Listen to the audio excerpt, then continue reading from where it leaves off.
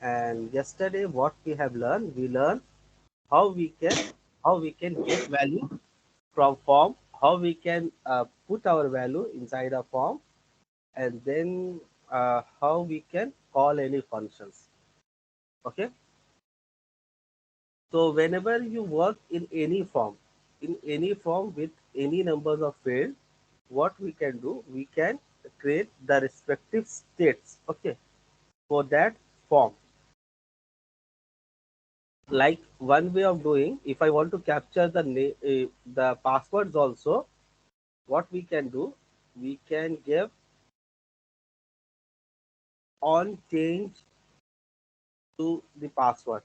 Okay, and then what we can do, let me change the name from X to user ID,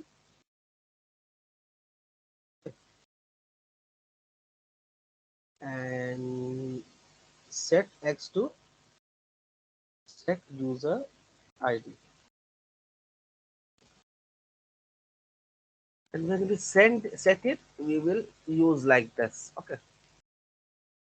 So what I have done, I have created another forms for password. So we have to capture it data, right? For that, what we can do, for now, I will tell you the better way. But one of the way is you will create another state, another state which would contain the password.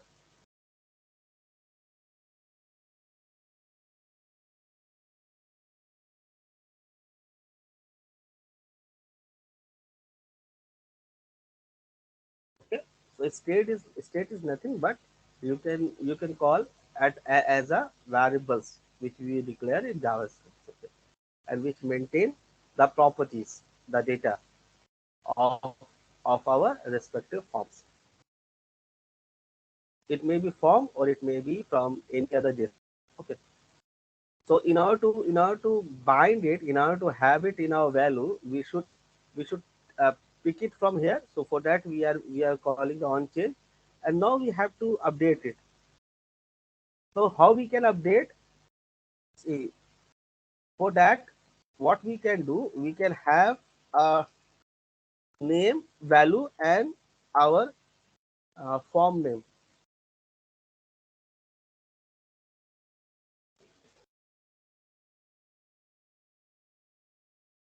Okay. So this parameters or this variable contain the name of our form. I mean, if we are calling this function from this text box, then it contain user ID. Okay.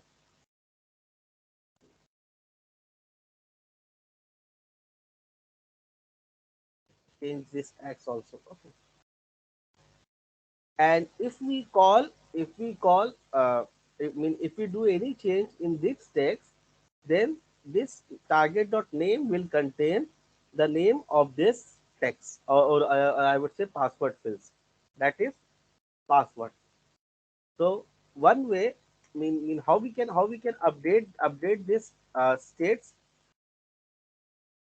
What I did, I created a single function that would work, that would fire on change, and then I want to change this value, update this value. Okay, whenever a user do any change.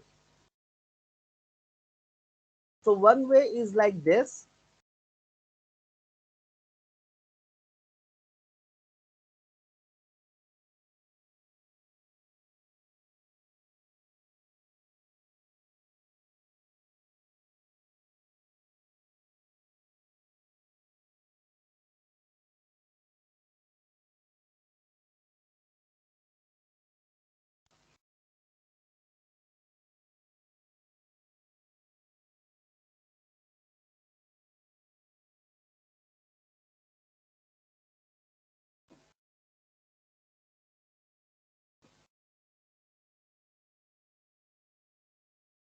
Okay, and then if I logs those things,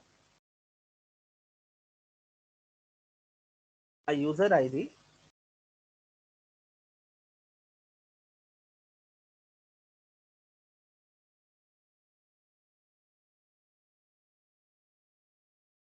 and my password.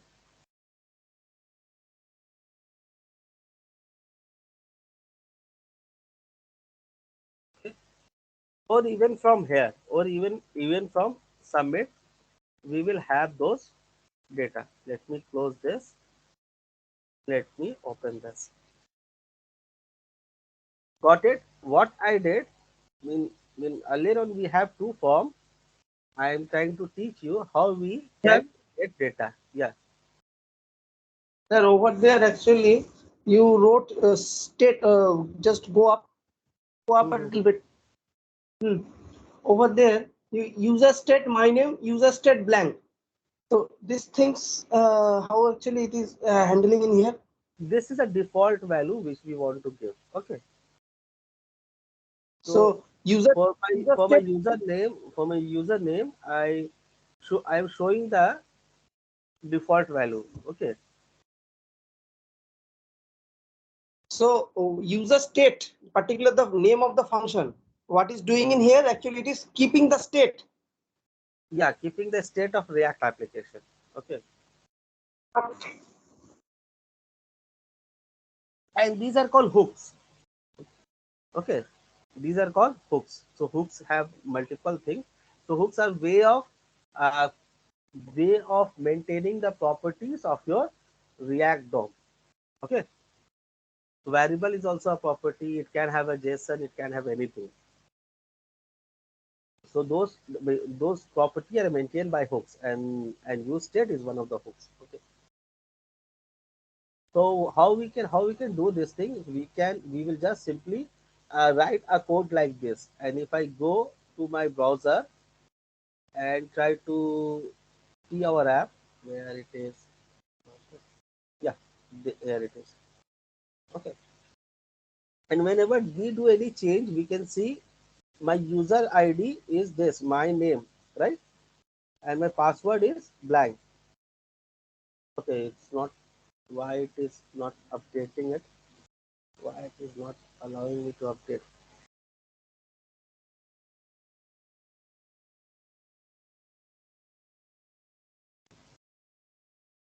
What wrong thing I have done?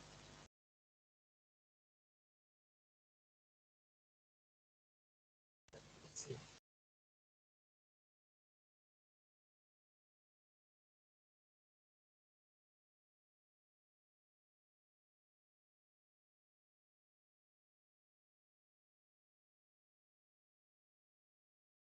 It's user ID. Okay, I small. Okay, understand. So the name was user small ID, right? And I have used the user capital ID. That was the problem. Let me show you this, and then we can see what happens. So what we can do, see, whenever we are changing the state, our state are getting changed, and the data are getting changed in user ID. This this is getting updated into the user ID of the React state. Okay, and same thing when we update the password, it is getting updated. And when we submit, see, those data are passed to submit functions. Okay, if you want to check this thing, if we hit it, okay, we can see this e then this target value, and these inputs, you can see their values. Okay, or directly through states also, we can easily check, like these values are getting passed into the React state from on-chain functions. uh, Understand? Any question with this?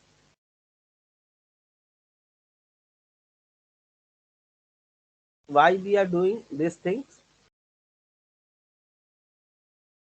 Kastav, Venkat, any question here? With this, just we are taking the value and we are trying to set the value for Yeah. Actually, this is only the unique thing which comes with React. Okay, yes, how we uh, get our value, and then rest of the thing are what? Rest of the things are just the JavaScript code which we know from very beginning. right? Now this way, if we write this way, our code will become very lengthy, right? If somebody asks you to create some complex code, complex form, which has thousands, or I would say not thousands, but a very big form, like some registration form, okay, for carriers, which may have 20 to 30 fields, what you will do? You will create this kind of 20 states and then maintain this 20 states, right?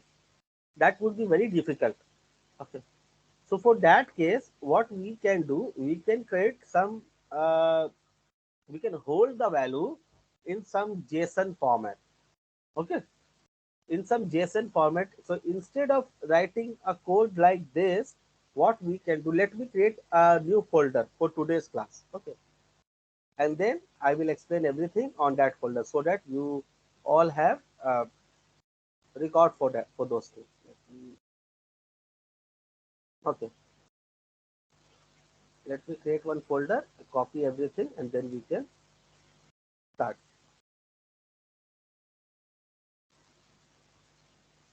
So 10 September 20. Okay. What I will do, I will simply copy everything from here to 10 September folder.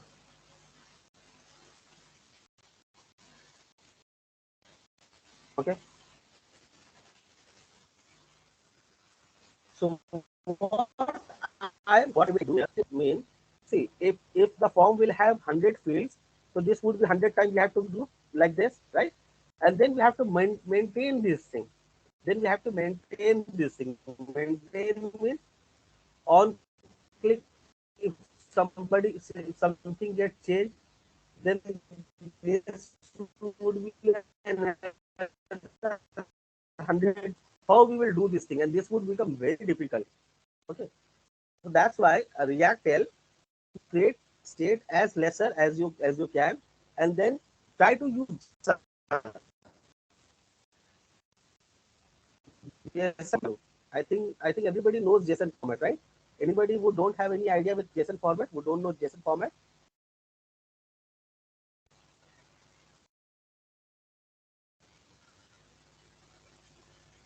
So JSON all is of you actually know the the key JSON value format. for. But key value pair. We mean we held whole data in key value pair. Okay.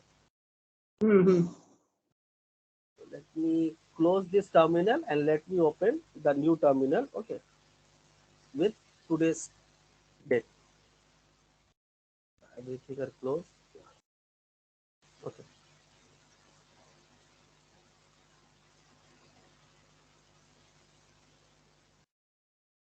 So instead of 9 September, what I will do, I will go to 10 September folder.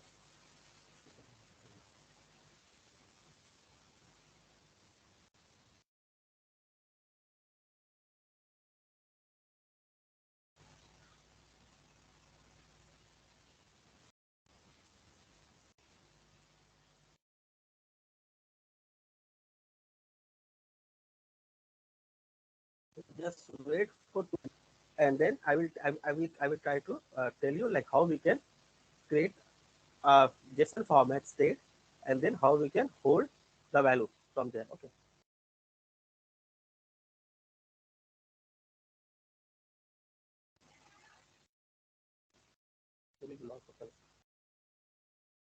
Okay, before that, let me tell you one more thing, explain you one more thing. Like whenever we work on any form, we used to do we used to do in two ways. Okay. One is with traditional way, React way. What I am trying to tell you, suppose if you are working, if you want to work on Bootstrap, so Bootstrap means with Bootstrap you can work in two way also. Okay. One is with native Bootstrap, which we use in other applications also, like in this way, right? We use in let me open WP school. Let me open some Bootstrap.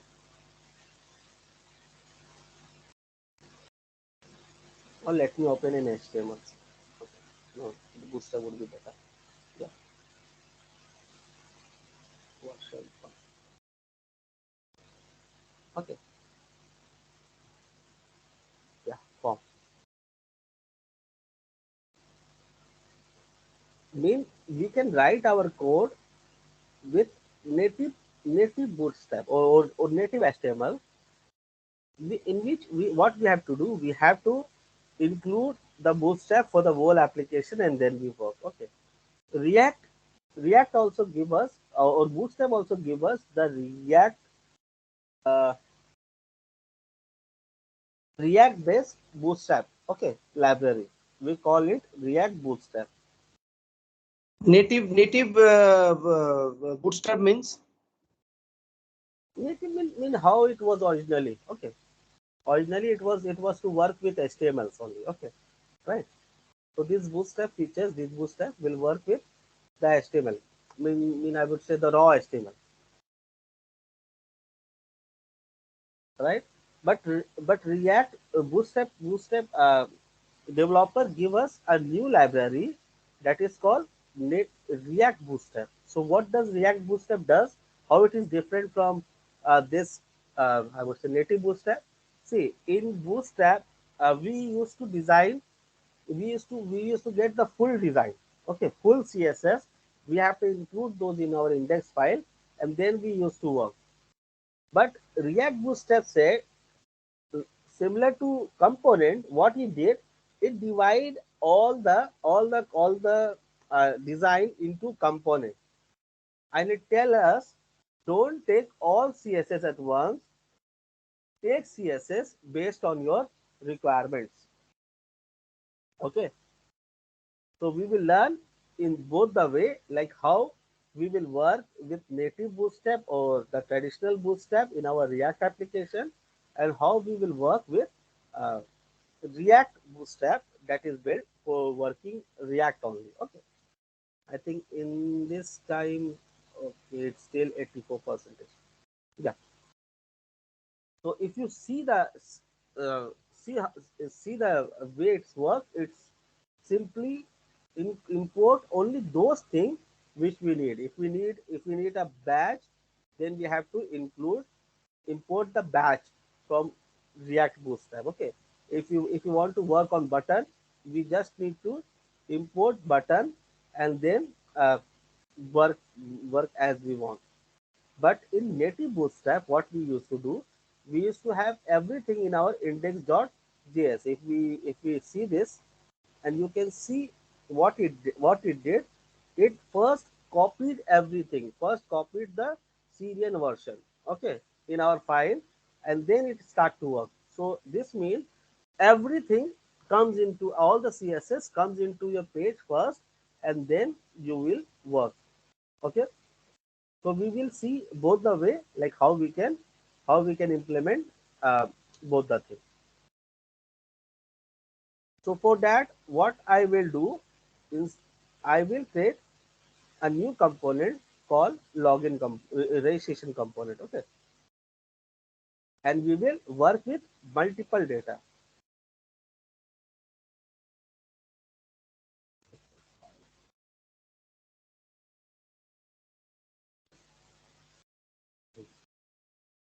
Let us create one folder called registration, and inside that, let us create one file called u u capital user registration.js.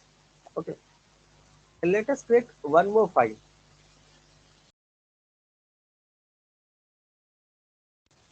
user registration react.js. And right now,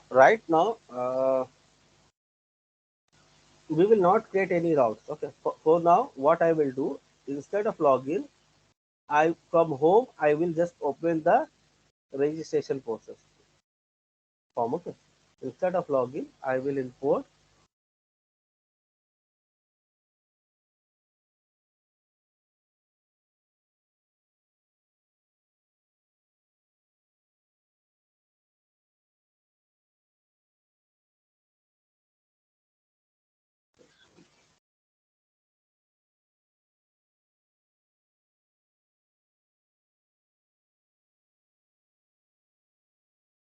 Let us start with the basic one. Okay.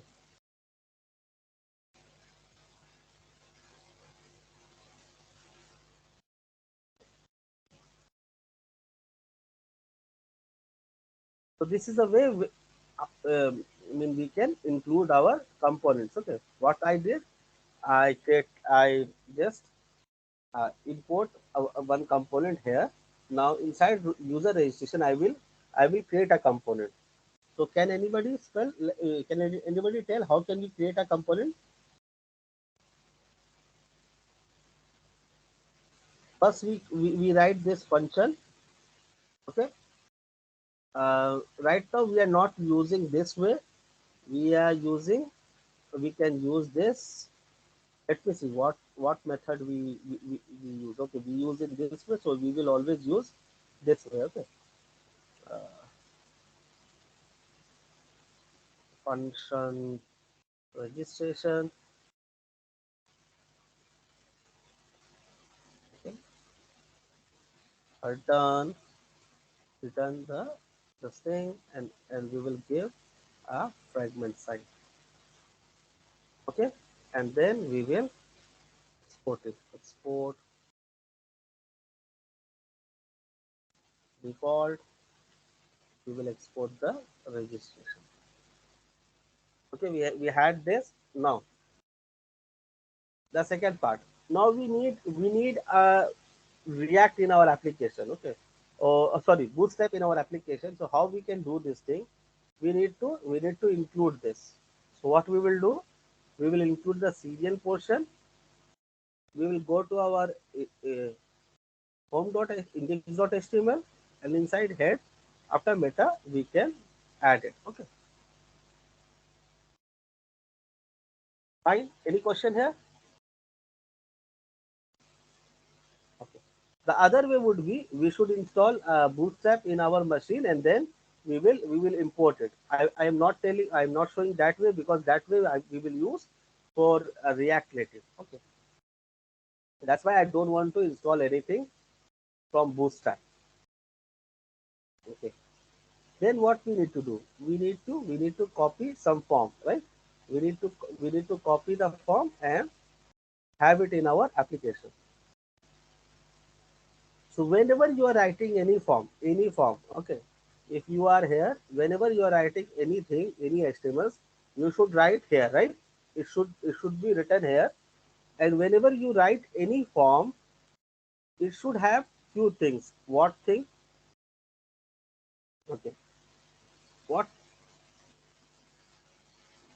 Since we are using Bootstrap, what I did, I have all the values inside a container. Then I give a heading. What heading? Registration. Okay, and some action.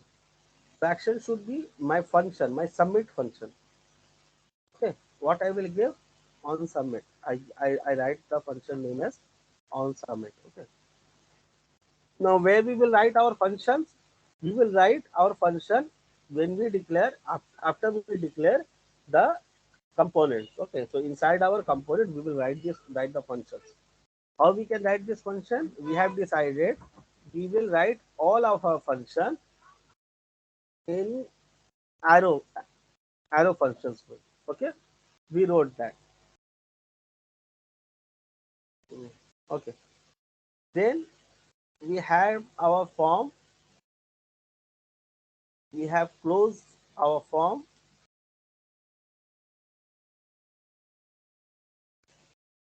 Then we will close our div. Other than form, what we need is what we need when we are declaring in any form. Uh, what we need a submit button. We need a submit button. So what I will do, I will just copy this thing.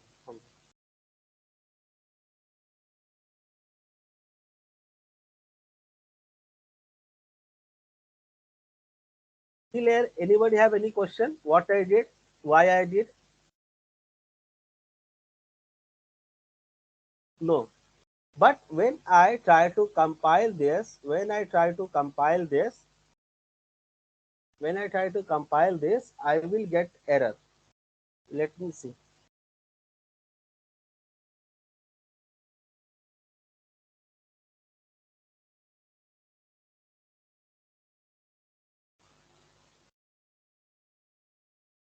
Can anybody tell whether this code will work or not? If not, then why?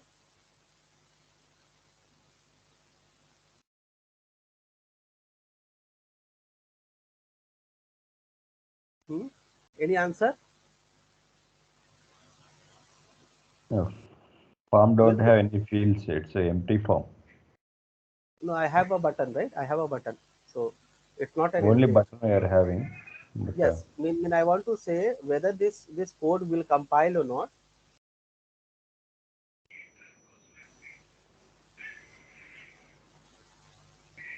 it will compile like. Okay, it compile, but when you see the code, when you see it does not, it did not. Uh, it took the class name. It took the class. Took the class property.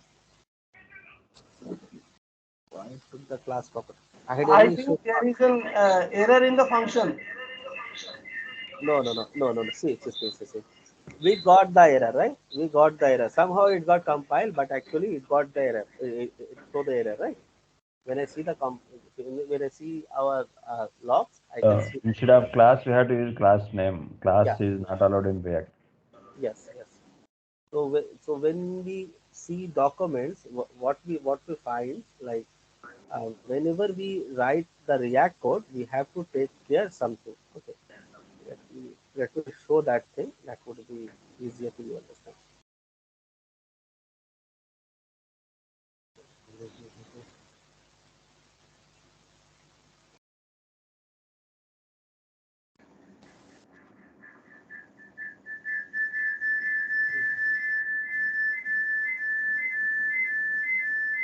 Yeah.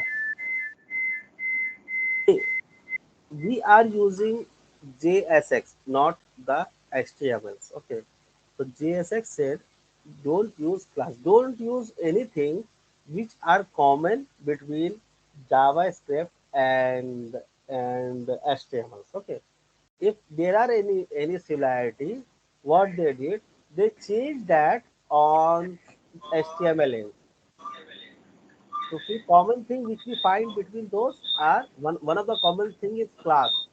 Then for when we declare a form, we declare for. Okay. So for those things, they have changed the tag name on HTML thing. Okay. Can somebody goes on mute? First of your voice are getting echo. Can you go on mute? Yeah. Yeah. So what React did, it changed their made change on the HTML end. Like you should not use class, you should use class name instead. Okay. Then the second important priority, important thing that we should take care. Like okay, I will explain this later. So first, let me change this. Okay, let me change class from class name.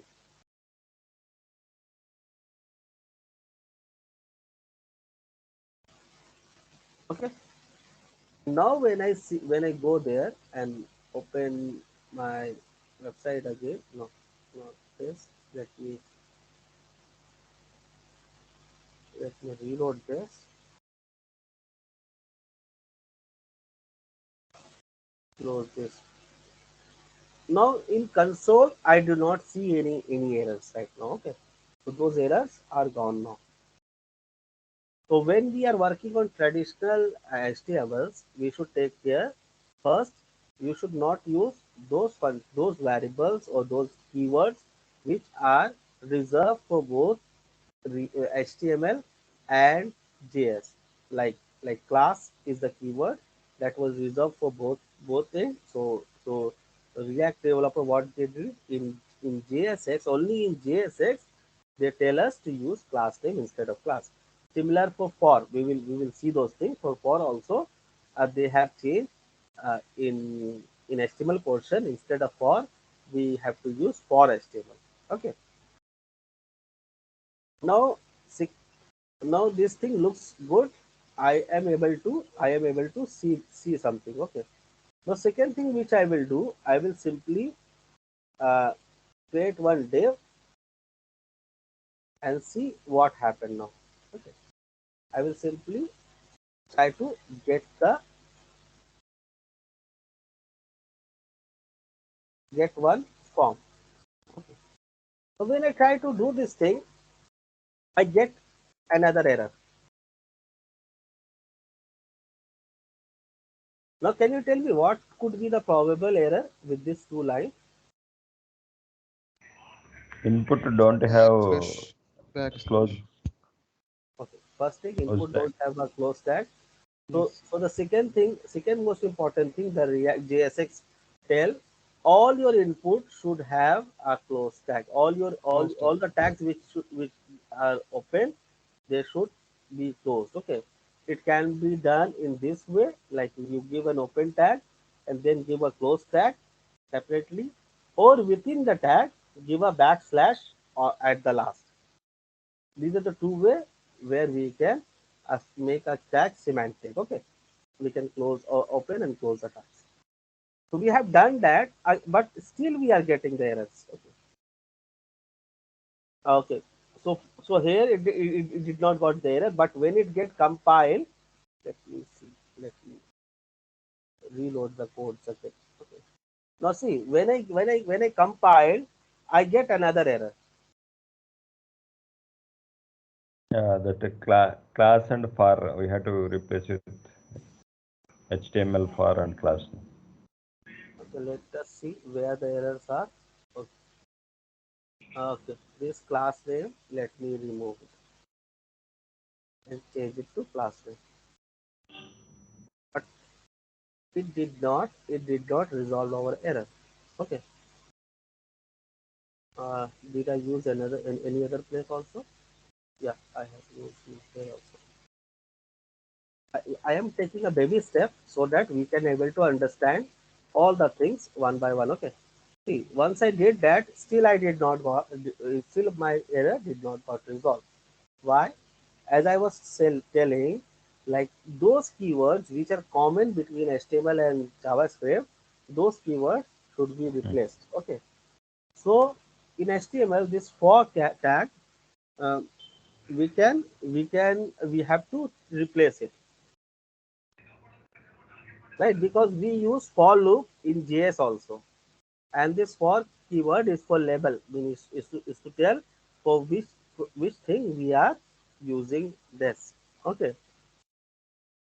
So what we can do, see, we will get some hint from here, like invalid DOM property for, did you mean for HTML? So what we can do, we can replace this for with this for HTML, and when we do this thing, everything works fine. Now we will not have any errors in our consoles. So what we learn from this thing, we learn how we can actually this in this way we are converting the traditional HTML codes into JSX HTMLs.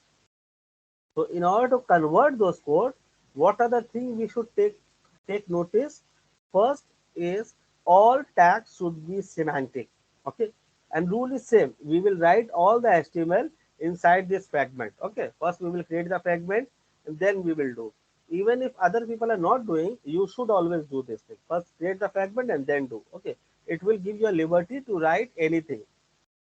Okay, then we will every tag which are getting opened should be closed, even the input tag, even the br tag which we do not close earlier on, so those should be closed.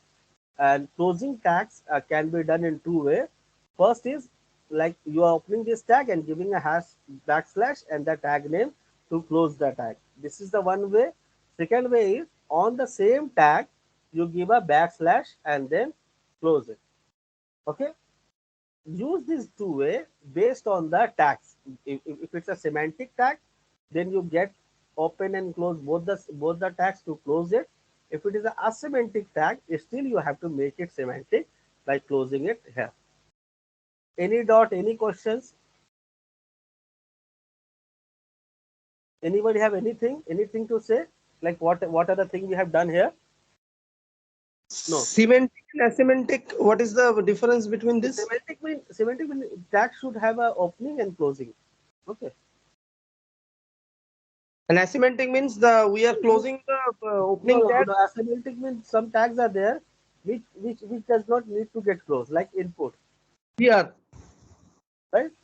So for input tags, like what we we are. do, we write yeah, like BR, like HR. Okay. It does not have like this, but it is giving like this, but we can do it with this way also. Okay. It will work. Got it? This way also. So we don't need to have a close tag. And I'm very bad with this thing. So you can get the definition from I would say net. Okay, and you could enhance your knowledge. I'm bad with these HTMLs and all those things. Okay, but still these are the logic. These are the concepts as far I know. Okay, we learn this thing. Now what we will do? We will create some bigger form. Okay. Uh, Let me create 2 3 fields. Okay, yeah, okay, instead of this, let me see how we will create this thing using React Native. Okay. One thing would like to ask you, Yes. suppose in a project, suppose in a Manstack project, Mm-hmm. okay, suppose whenever we design a form, or suppose whenever we are doing some login form or registration form or something, okay, Mm-hmm. so that particular time, whenever we write the code, like the React code we write, okay, all the CSS, all the Bootstrap and all kinds of stuffs and all kinds of designing thing, okay, the basic thing we need to know. So will we get any kinds of help from the UX designer, or the entire thing we need to handle It over depends there? upon company. It depends upon company. Vary from company to company. Okay. Okay. Vary from project to project. Vary from I mean, how many developers are there in your team? If you are working in very big project, yes. In big projects, there are different people who do different kind of things. If you are lone developer who are supporting those things, or if you are working on R&D, okay, and you are the only developer, then you should have to do it by yourself. Got it? Because you are alone, right? Nobody Oh, will come to help you, or you are creating some kind of um, what to say. Mhm. I'm very bad of these terminologies. Okay, then create a demo kind of a projects. Okay, I would not say demo, but mhm, we call it M- Mock. mock. Yeah, mock, and even mock. I mean, some other terms are there. Okay, so if you're doing those things, you have to do it alone. Okay, or your manager tell you to create some kind of new fresh project so that you can give it to your team. So then you have to do work alone. But generally, there are different teams if you are working on big projects. Okay. Okay. So we have learned from traditional way how we can do this thing. Now what I will do, I will change uh, this calling this thing to my React component, the component which I have created to use only the React codes, okay, or React Bootstrap. I have given the name as React. Okay. Then my fragment got open. Got those this. Anybody having any issue with this thing? Like no, na? I mean, if you have any issue, you should raise your hand and tell no issue with that. Okay.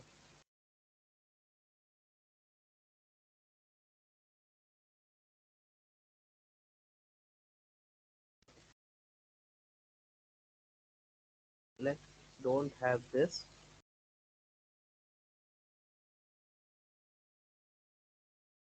I will not have this also. Let us see how we can use a Bootstrap which has been built for ReactJS only. That is React Bootstrap. Mm, no, no, there is this one. So for installation, what we need to do, we need to run this command. Okay.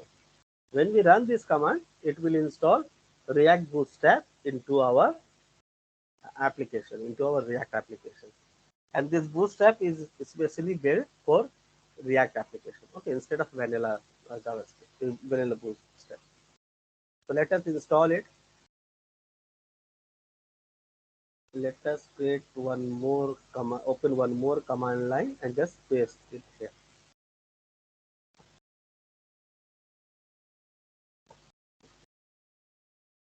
So what will happen? React Bootstrap dependency will get installed in our uh, node modules.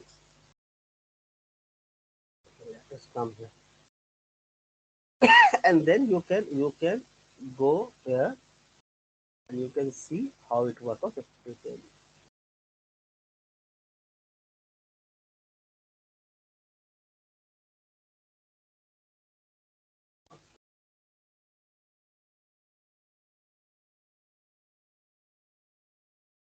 and if you regarding, I would say, custom question, if you do this thing by your own, na, you don't need any developers. Okay, once you're able to do this thing by your own.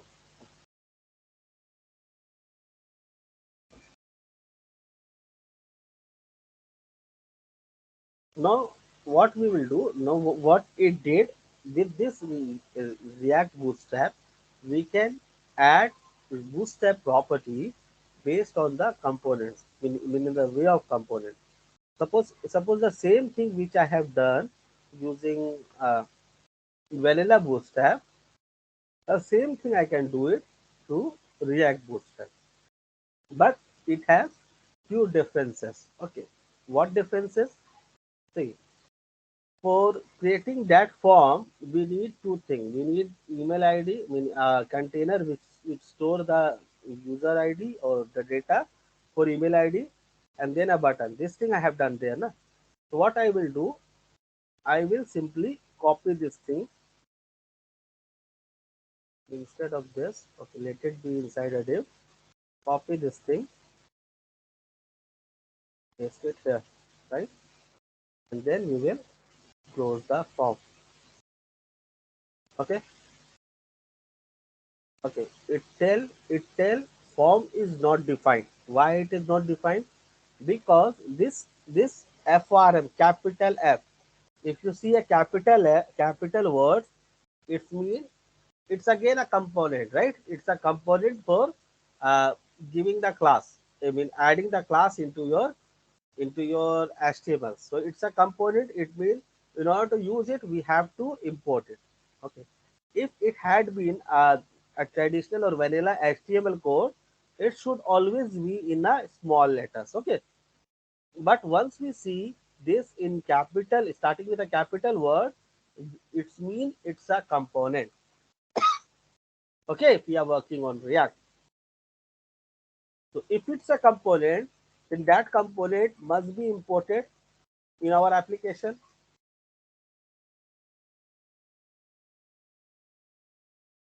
From where? From React Bootstrap, the the the thing which I have installed in our application. Got it? Any question here? Anybody Earlier have any we are question? Yeah, earlier we are doing with the vanilla bootstrap, right? And yeah. now Earlier uh, we were doing uh, from with the vanilla Bootstrap, and now we are doing with React Bootstrap. okay, we install the React in uh, we Yeah. install the bootstrap in React, and then we import whatever we need in this field, right? Yes, yes. We install and then we use it. So instead of this, we can give form also. I think it will work. It should work like this also. Yeah, a capital S.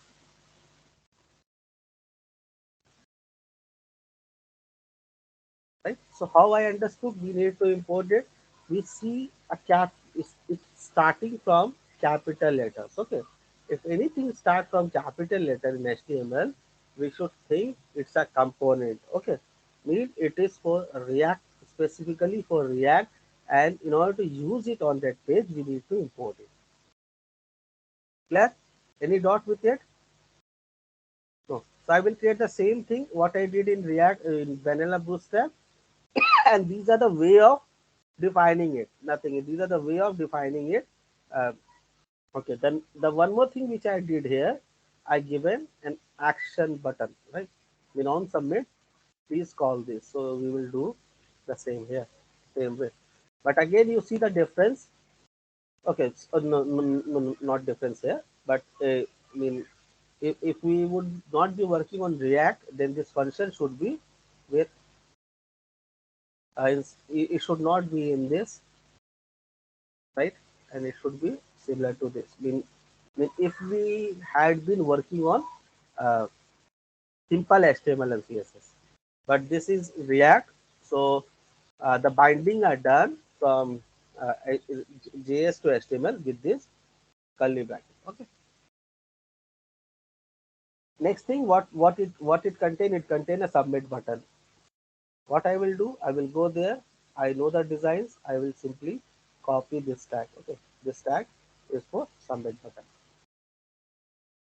Before form, I will, oh, not here. Sorry. Before form get closed, I will add this submit button.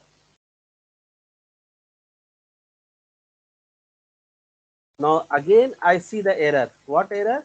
It again says button is not defined, and again I see it is starting from a capital letter, so it must be a component. Okay, and these designs are also a component, so we have to import it. We have to import button from uh, so instead of whole thing, what we will do, we will just import the things which we want. Okay, so in this way my code should work. But what I did not exported it. So let us export this.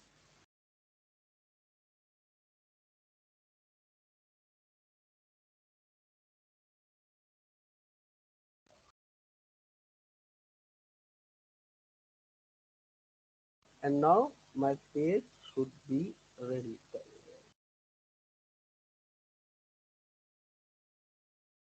Let us write something registration.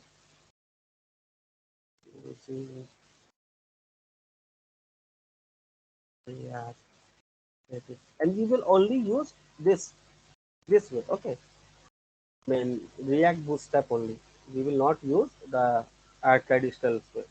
But I shown you so that whenever you get some course, ideally most of your design you will get in this way. Okay, because these are the old way, traditional way, and people used to write the code in this way only. But if you want to update it, you should know how you can change your forms. Okay. And now what I will do, instead of user registration, I will I will add my default page.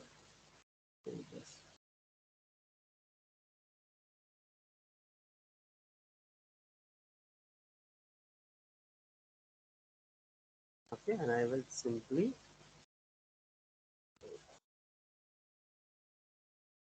okay, one error. What error cannot resolve this? Okay, let me see what it was.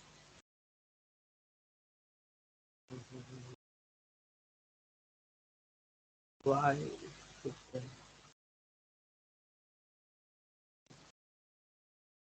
import button from Bootstrap? Oh, sorry, it should be React Bootstrap.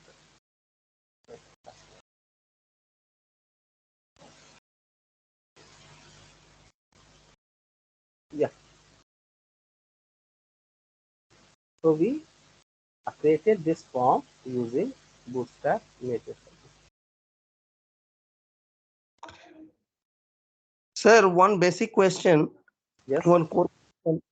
So, is there any difference between the React and React Native? because most of the time I see React Native is See, used for.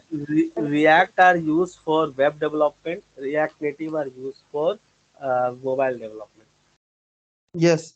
So Okay, are we using at present React or React Native? we are using React only. Uh, I have write the wrong word. Okay,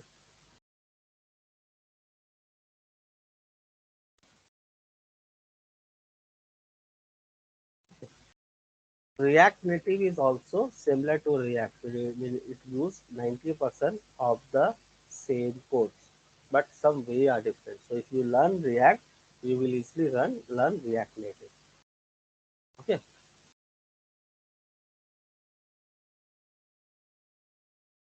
React Native use React, but some inbuilt functionality are different. So so if you learn this thing, you can easily learn that.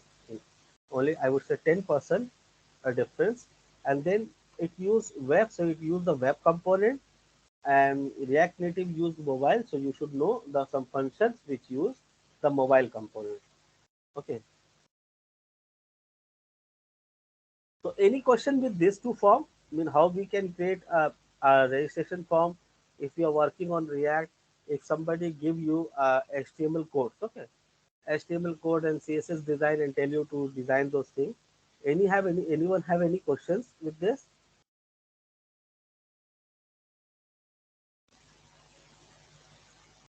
Okay, one more thing. If somebody tell you to add a custom design for the for one page only, then what we will do? You will create your CSS here. Okay, here for that particular page and give CSS. Okay, okay. Now we have done this thing. We will only work on using React Bootstrap. We will not use the vanilla Bootstrap. Okay, we will not use the vanilla bootstrap since we are working on React. So let's use all the things which are there for React. Okay, now this form can have multiple things, and what I will do, I will give us container to let us see what happens.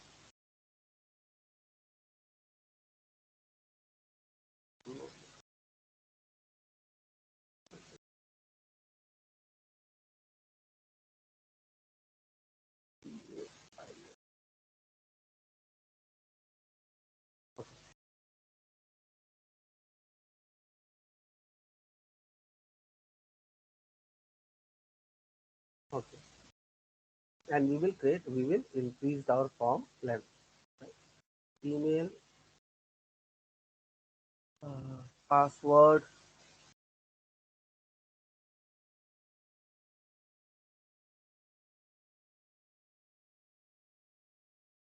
control ID, form basic letters, give letters, password. Okay.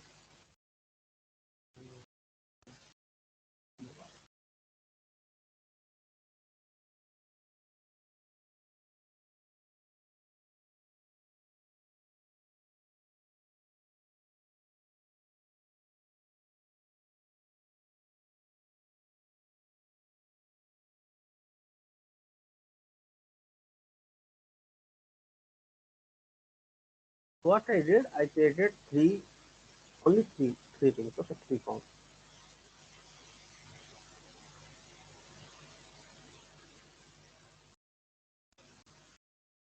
One is your email ID, okay, passwords, and the mobile number.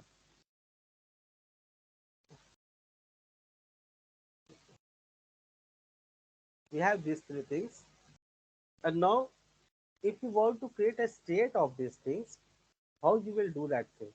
How we can do that thing? We have to go here and then create a state, right? So in previous class, I told you like we can create a state in this way, but if we have more than one data, we have to create this state multiple times, right? But now what we will do, we will not create this state multiple times. We will create state one and have a value JSON inside it. For example, we will create this state. Okay, this is a way of writing use state, right? What I will write this as registration. Okay, and this as set regis. What I did, I created one state variable name as registration. So this registration will contain my details, okay, of these forms. Give name also.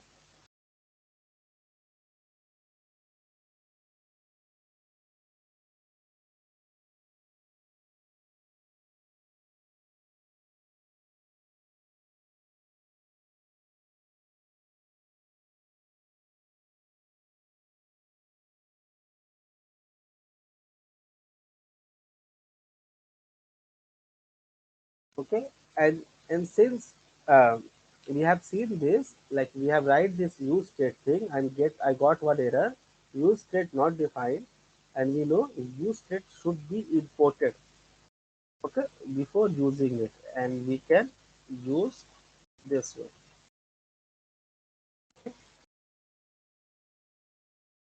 And one more thing, your state should be declared on top. After your component, there should be your state declaration and then other functions.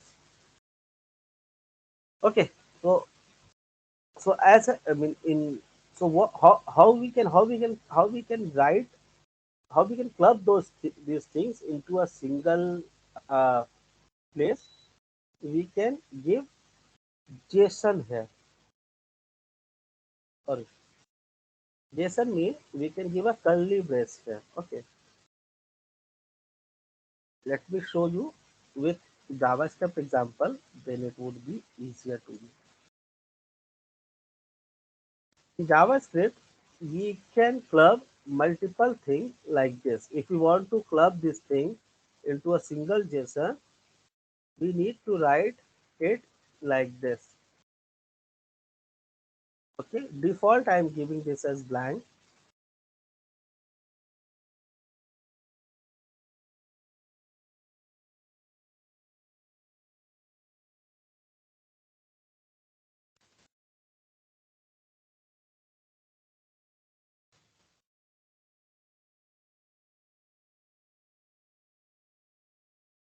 Anybody have any question why I did this thing?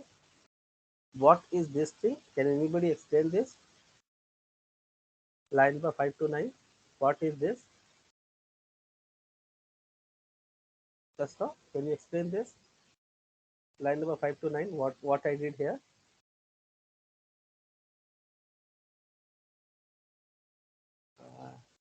Firoz, can you explain what is that?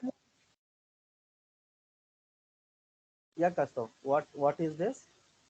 You have created an object, An and object. over there you added the property email, password, and mobile. Correct. So I have created an object or I have created a JSON, and it has three property: email, password, and mobile. Yes. As Similar you taught, way, yeah, in TypeScript. yes, yeah, yeah. But in TypeScript, we created an interface with colon sign, right? It's a JSON or yeah, it's an object. JSON is an object. It's an object with three property. Same thing we will do with the same. Okay. So what I will do, I will create an object instead of a single variable. I will create an object with these three properties. It's mean, and by default I will keep this as a blank so that default value for all those fields are blanks. Understand? The way we create an object in JS in JavaScript is like this, and the way we create an object inside our state is like this. Okay. So what happened? Could not use state. Did you mean use state? Or what happened? Oh, spelling mistake. Sorry. STATE. My bad. So what I did, I have created an object instead of a single variables, which we were which we were doing in this case. Any question here? And how I created an object? The way we used to create in JavaScript. This is the way it should have this property. If this if my form was with 100 of text fields, then we have to increase this property by 100. Okay. 1 minute, This sir. yes. Actually, in constant registration, state registration, both are actually giving error. Why? Where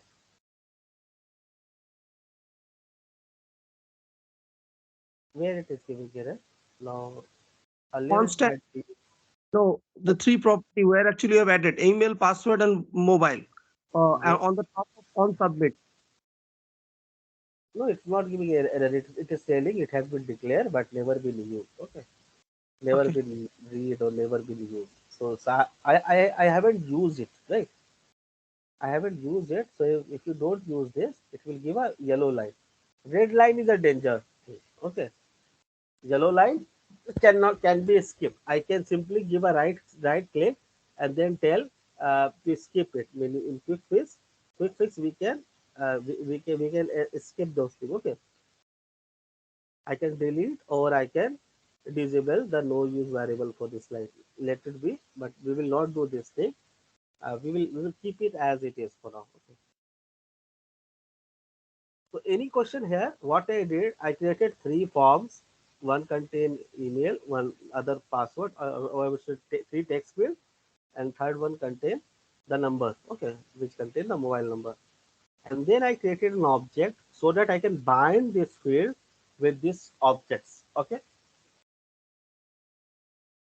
Now in login, what I did, in order to bind it, I need to give a on change function because JavaScript works. Sorry, Java because uh, ReactJs work uh, in one-way binding. Means you can have your data from HTML from JS to HTML directly. Okay, so it work on one way bindings, but we need to bind the data which we are entering in HTML into JavaScript. For that, we need to have some event listener. Okay, what I did for all three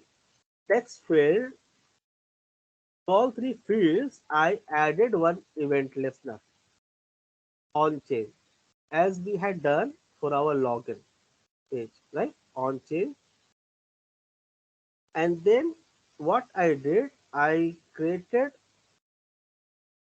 bring this thing. When I created this on chain functions.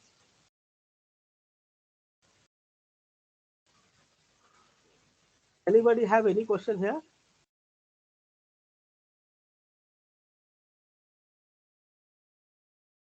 Anybody have any question here? Why I did this?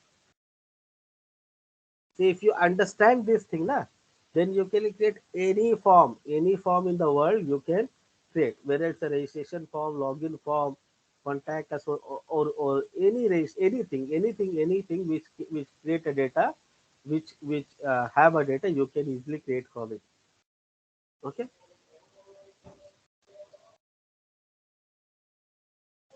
Okay, you look this thing for 2 minutes and I will again join. Okay, just look this thing and see whether you are able to understand this or not. I'm taking 2 minute break.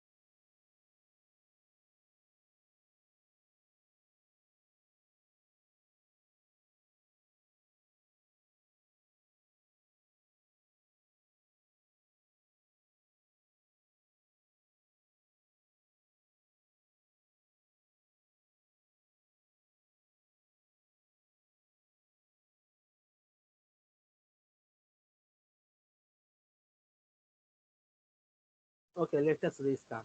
Okay. So can anybody explain this thing, like what is happening here?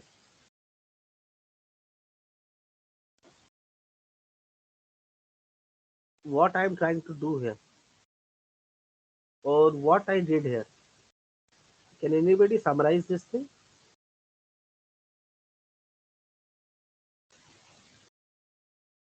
First of all, let's start. You just summarize this thing. What I am trying to do here, or what I did. What does this line number 11 to 15 says? Or why I have done this thing? First off,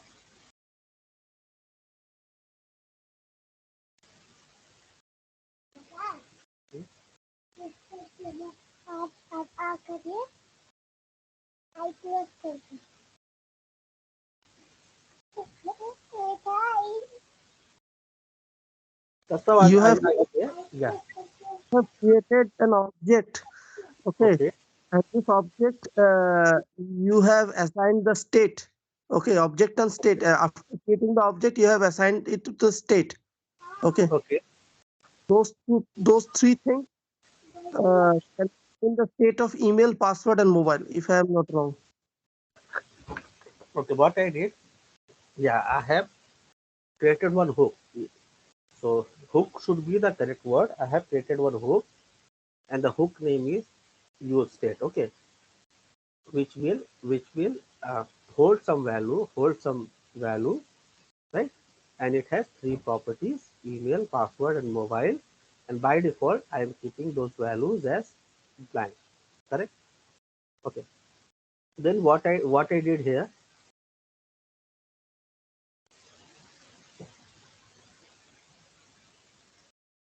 what I did here. Anybody explain what does this line will do?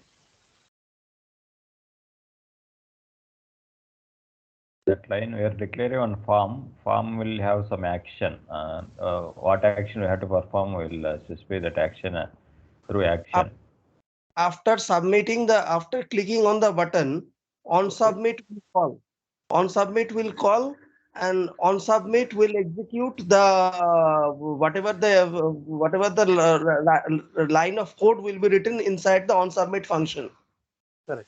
So when we write this thing, it tells us, like, once we submit our form, what action should you take? Okay. Submit means a button whose type submit inside a form. So ideally, your form should have only one submit button. Okay. So you should have a one submit button, and if you enter there or click there, you will it will open this action thing. What I did here, I am calling one function. So what it will do, when I click this function, it will trigger this action. What action? It will ask to, it will fire this function, and this it means your executions comes here. Okay, let me name this as E, and then sorry. And since we are working on single page application, we should prevent the default behavior of some action. Okay, default behavior means whenever a form gets submit, it will get reload. But we don't want our page to be reload. That's why we give this prevent default functions inside our on submit function on first line. Okay. Then what I had done here, can anybody explain?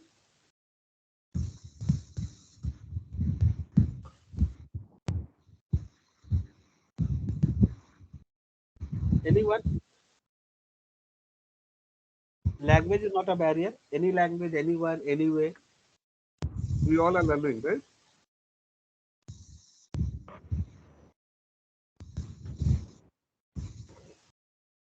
For unchanged, that means whenever user trying to change that value for that particular input, we are trying to that change text action we are going to perform. Yes. And why we are doing it? We are doing it because to bind the HTML data into our state, into our hooks. Okay. So hooks give us a way to maintain the states. Now I did not did anything more. I mean, these are the things, and these those things we have created this. So And inside, why how actually we what is the functionality prevent default? okay, prevent default. Let me show you. If we don't use this, okay, and I think our form is all right. Let me just, okay, it is still now. It is not opening. Why? Yeah, it is giving some error. Let me see why.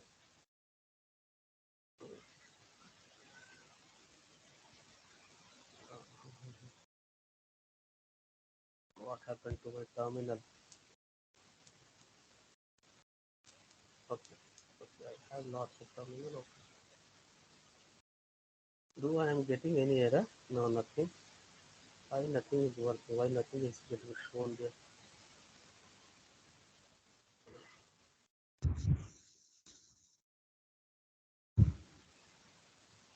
Okay, you can see this thing, right?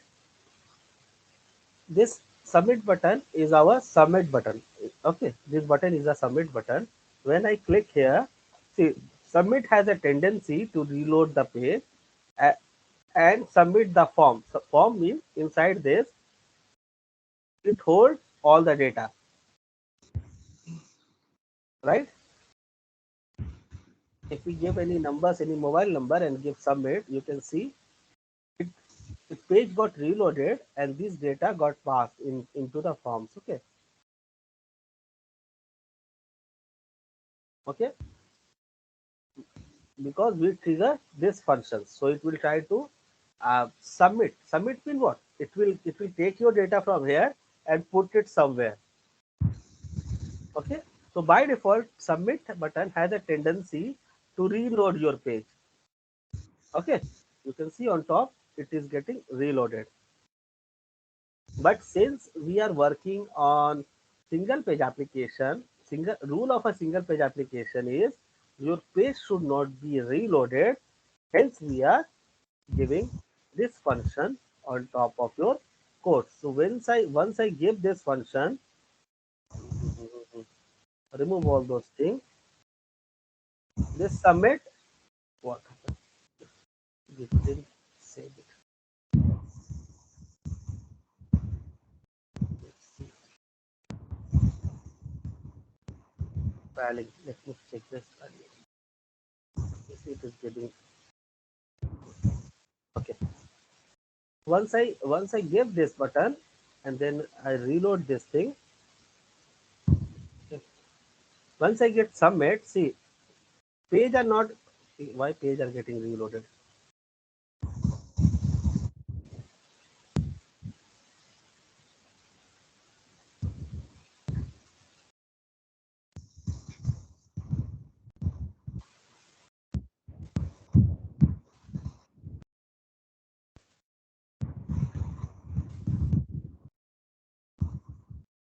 On submit, we are not using actually. See, there is some issue. I will show that one.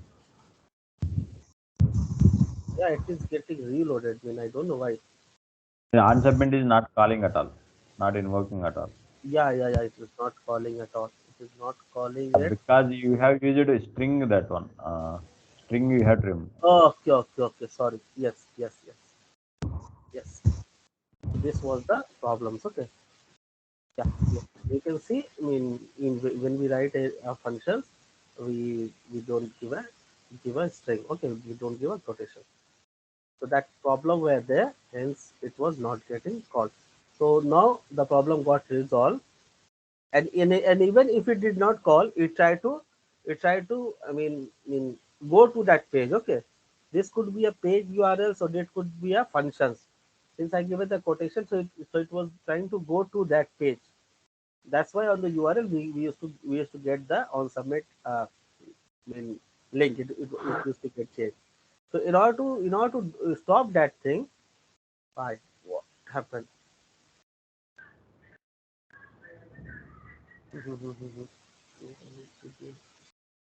This also. Let me just check. Let me just check.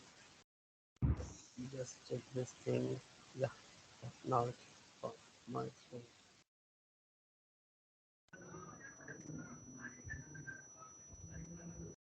Why? Why?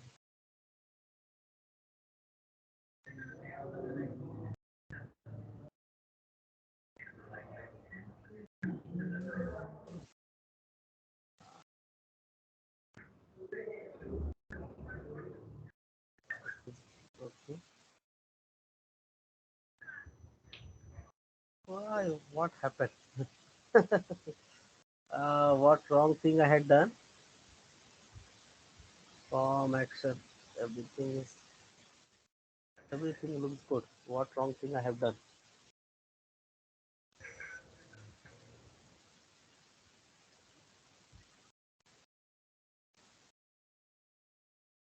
Why did not letting this thing alert? Let me see some other code.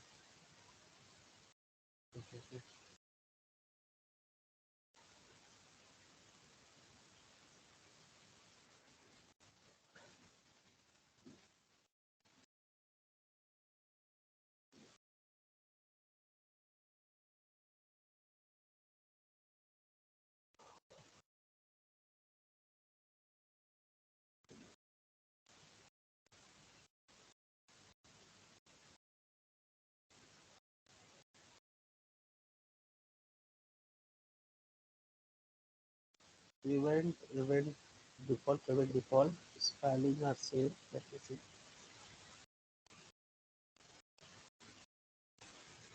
Spelling is almost same. Prev spelling was same. Okay, no issue with the spelling. Now on submit. Yeah, everything are same. On submit. Okay, okay. Sorry. Instead of on submit, what I did, I wrote action. Okay, so that's why it was trying to reload the page every time since I given action here.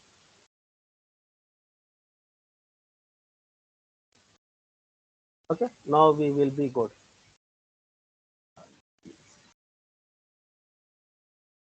Yeah. Now when I do submit, see alerts come, but it did not reload the page. Right, Kasto, you got the answer? Why we use prevent default? The alerts come, but it did not reload the page. But if we did not give this thing on top of our function, what will happen? When I alert this thing, alert will come and then it will try to submit the form, right? It will try to reload the form. You got this? Okay. So this is the reason why we give prevent default. Okay. Yeah. So next thing we will learn how to update this thing. See, one way would be like this. One way would be like this. Like we will pick up each and every value and then we will update this thing, right? But a better way would be let me see, let me see if I have any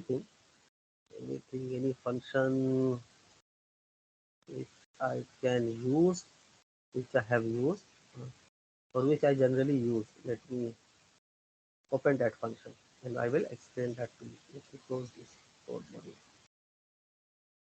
It will not be here.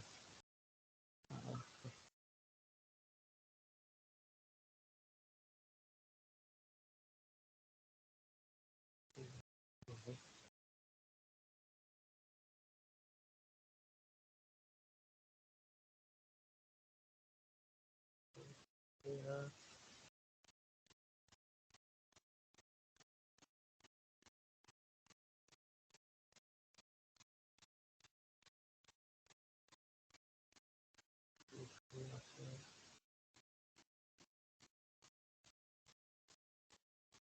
Let me have that function. That would be easier. Okay. It's,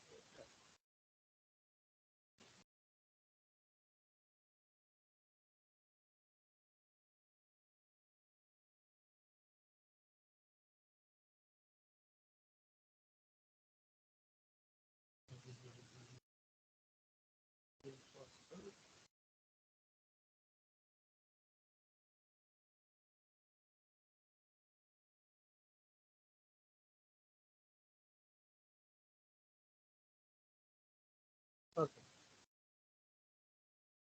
What I will do, I will simply, instead of writing this much, I write this kind of code. What I am doing, I am setting this registration. How we are setting this registration? Uh, this thing will and this will be the previous stage data. Previous stage data means what this registration have before we set it. Okay, mean the last state value. Then what I did, I created a clone of it by using spread operator. Why I use clone in triple dot spread operator? Because to make a deep copy of this JSON, I don't want to work on this JSON, because if I work on this JSON, it will update on the whole state. I will not do it directly with this directly here. I will only do it through this state method. Okay, set method. Then what I did, I get the name. Okay,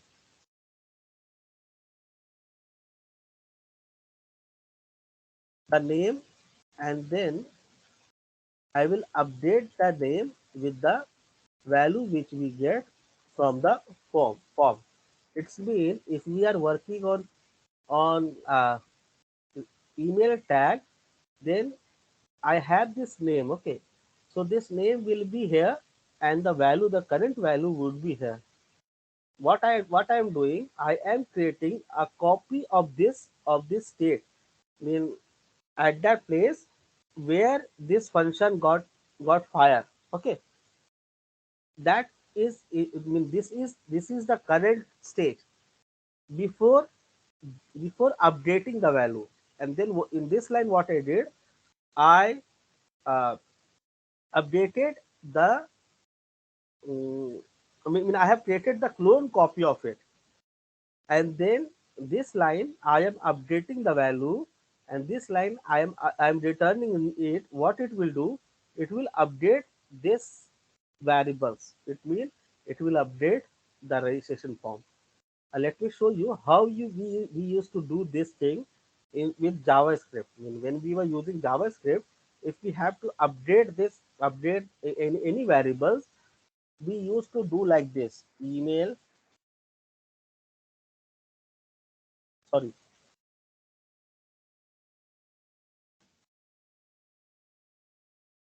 registration. Let me have this in quotation.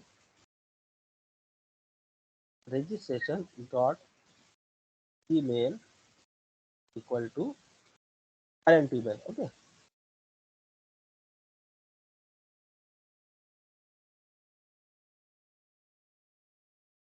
right?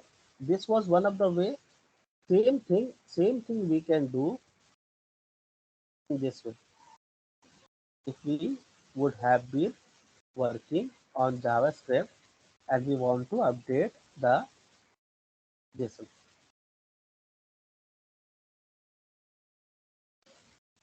right? Since JavaScript was working on the JSON, we can directly do this thing. But instead of these two lines, React or this line specifically, I would say this line, uh, and then we have to find this, right? If no, yeah, you have to find this, get this name. Based on this name, if you want to make this dynamic, we can do it like this. Uh, get name, form name, and then registration name will be this.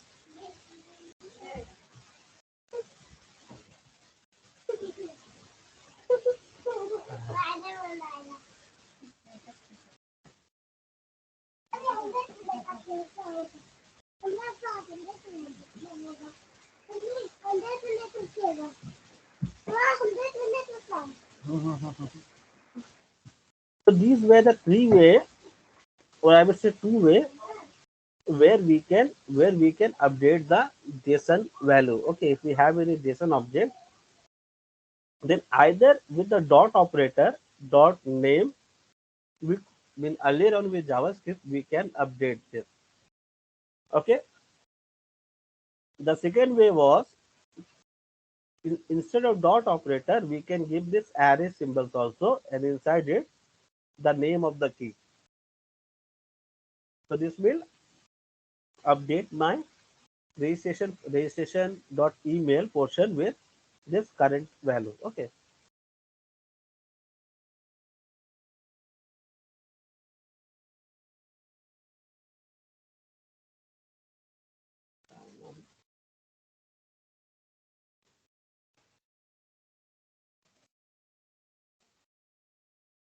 and if you want to update it dynamically,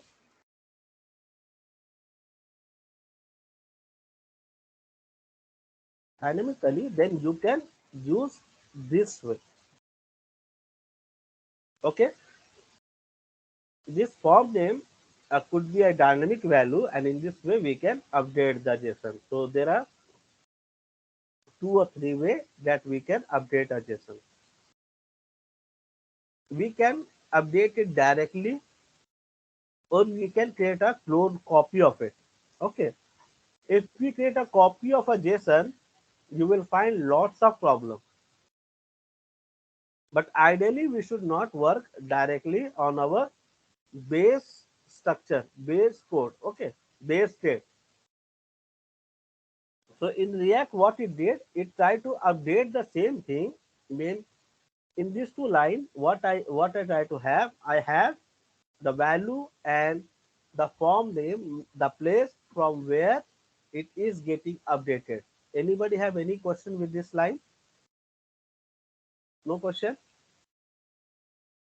On line number 35, what I did, I am trying to set the value similar to this two case, right? I am trying to setting a value. So I am trying to set a value, but inside it, what I did, I pass a anonymous function. What I am trying to set, that the thing which this function will return, this anonymous function will return. Okay, and this prep name previous value, mean this will hold the previous value which we had. Okay, we are not working directly with this JSON, because we know if we work directly into this JSON and if we do something, it will update this thing also, and the ReactJs tell do not update it directly, always update it with this method. Okay, so what I did, I created a clone copy of it. When it contain the same value which it had before this change happened.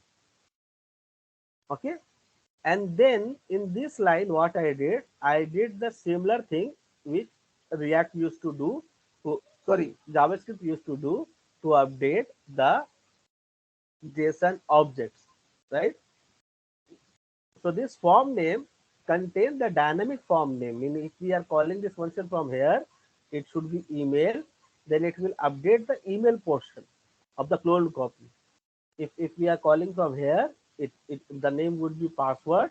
So from that place, it will update the password portion of the clone copy of this. And then I return it. Once I return it, it will set it here. Okay. Let us see what happened, what data we have in all the states.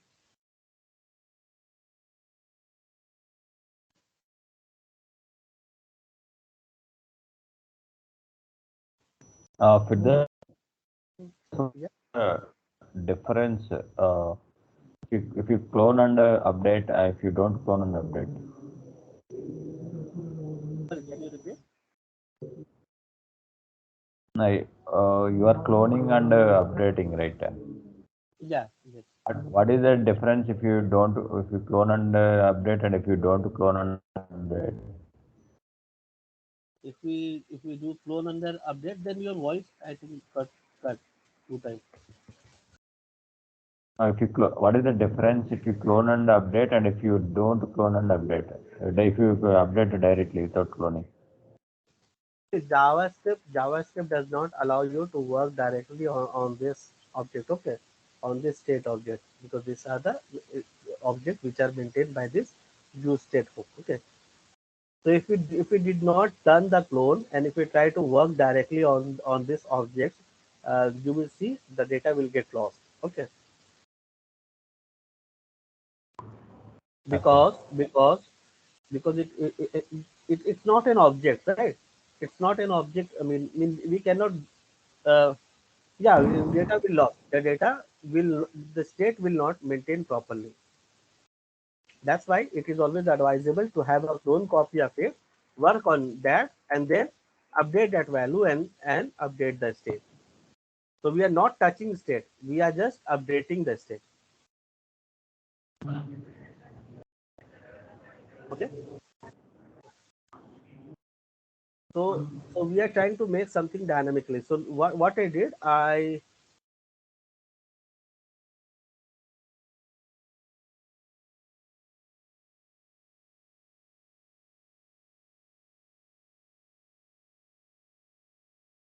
let me show this. Then we will have before update.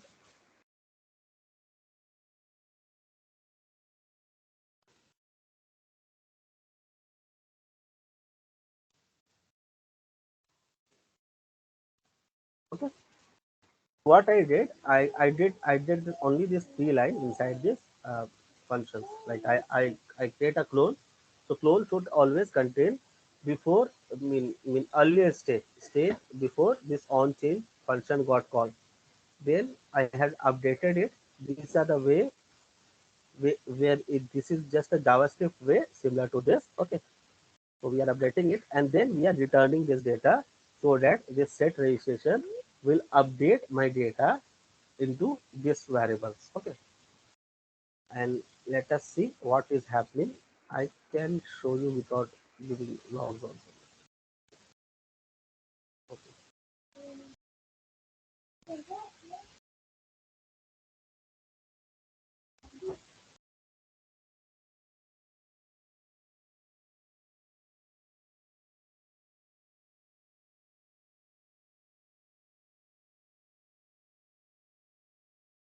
Now what happened whenever I do any change, okay, any change, you can see few things are getting called. Okay. Like before stage, I added J, but before this, it was this thing, right? And what that a clone did, it created the copy of this from the state. And once I updated it, the value got changed to this. So it's just a way of uh, changing your values. Okay, state got changed. Now this prep contain the objects which have these values, right? And when I create a clone of this, when I create a clone of this, you will see preps and this both are same, right? Both are same. Only I created the different frame, but both are same thing, contain the same values, right?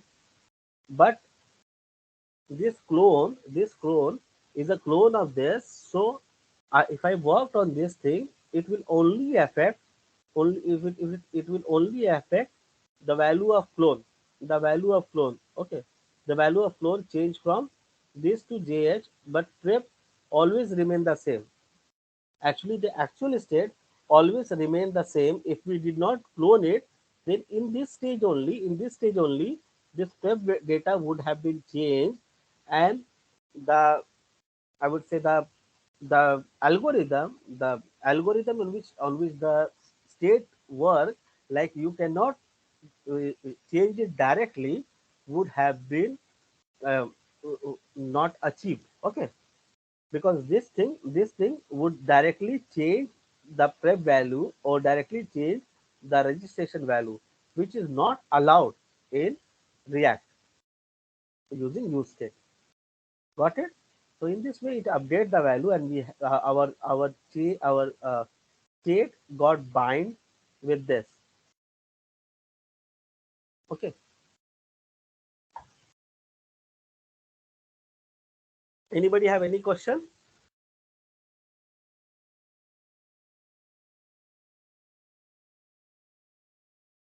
This can be done by different way, but for I think for key update, for JSON update, I use this kind of function, a very simple function. This, like, inside it I return an anonymous function, and then inside an anonymous function, what I am returning the latest state by creating the clone of that object. Okay. Any question here from anyone?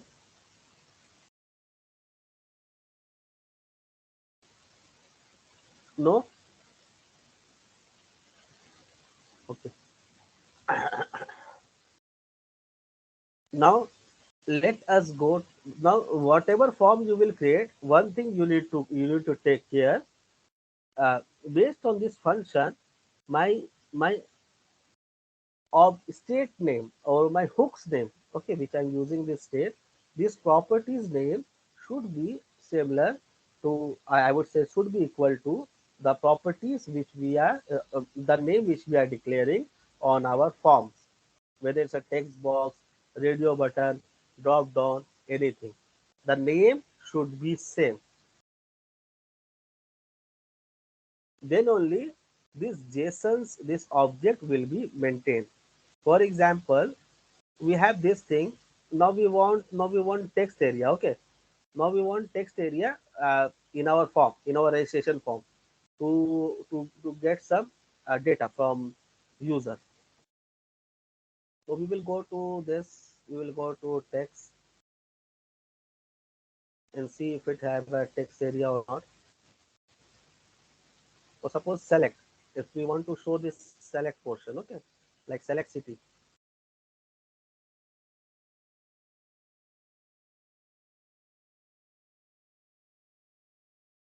we will create another, I would say, form group, form label, and then this select, form select.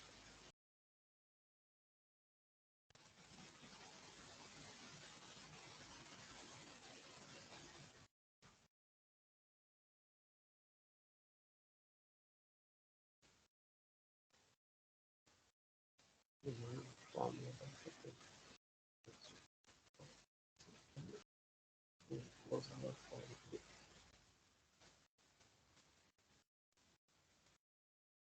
Okay, suppose if I add a city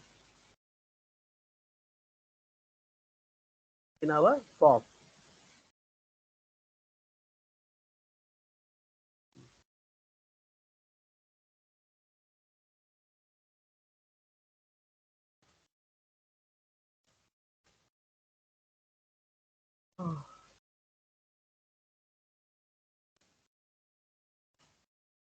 what we will do, we will just simply copy this.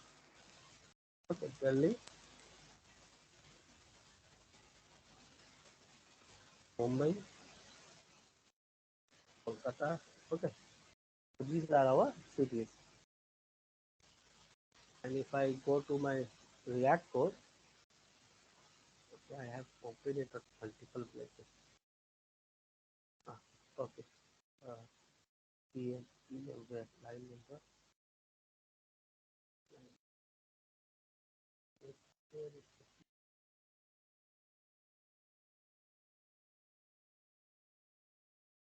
where is here?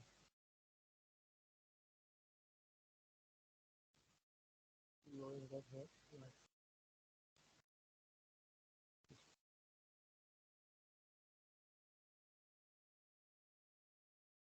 Okay, everything are fine, right? So if I want to include this thing also in our form, what you need to do? Can anybody tell? Like, currently our state, it bind with email ID, password, and mobiles. Okay. Now uh, somebody asks you to include this city also in your form. So what you will do? Any volunteer for this?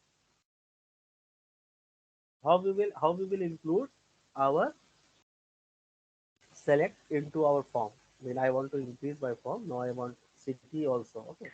So what will be our first step?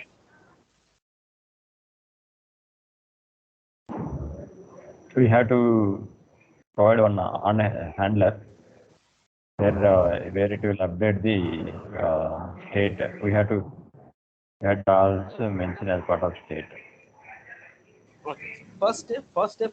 First, let's see in HTML portion what we have to do.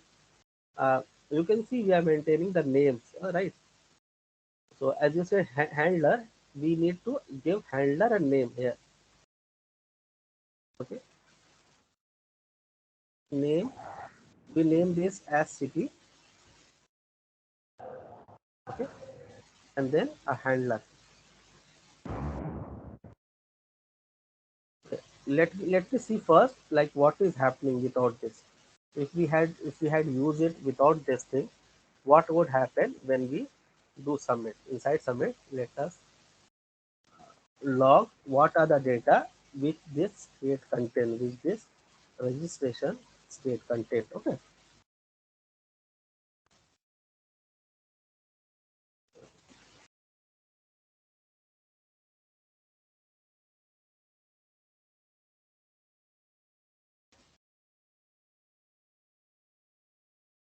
We have selected Mumbai as a city, but you can see the Mumbai did not come inside our registration state.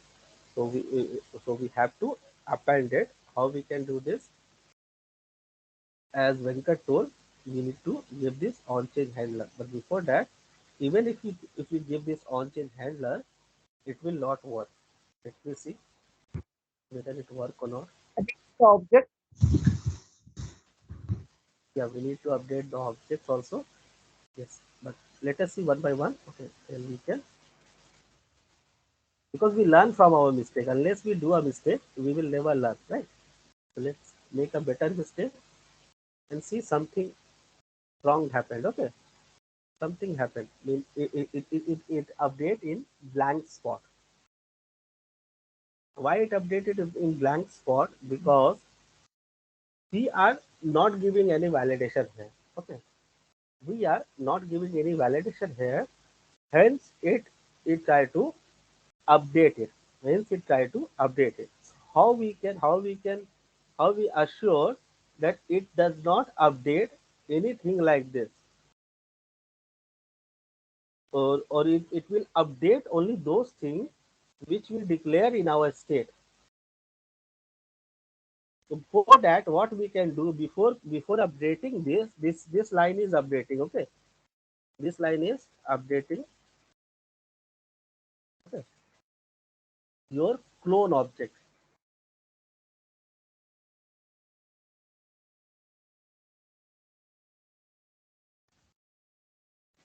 So what we will do, we will ensure like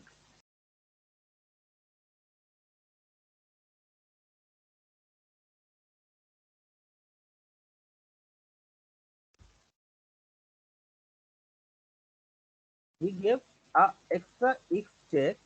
What it will do, it will ensure uh, unless it have unless we have the value which are inside this, don't update it. If it's a blank, don't update it. So earlier on we have seen it update with this. Now when I add a city, Delhi, Mumbai, Kolkata, I have kept 1, 2, 3 for those. Now we try to update it. Still it is giving blank. What we can do, we can pick up the key name from here. Okay, the key checks. Let me.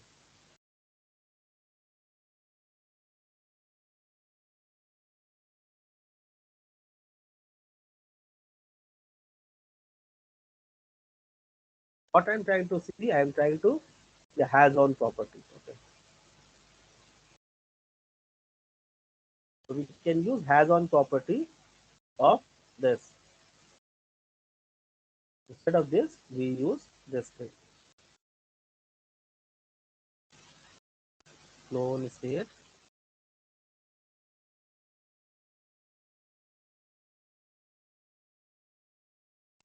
has on property this name.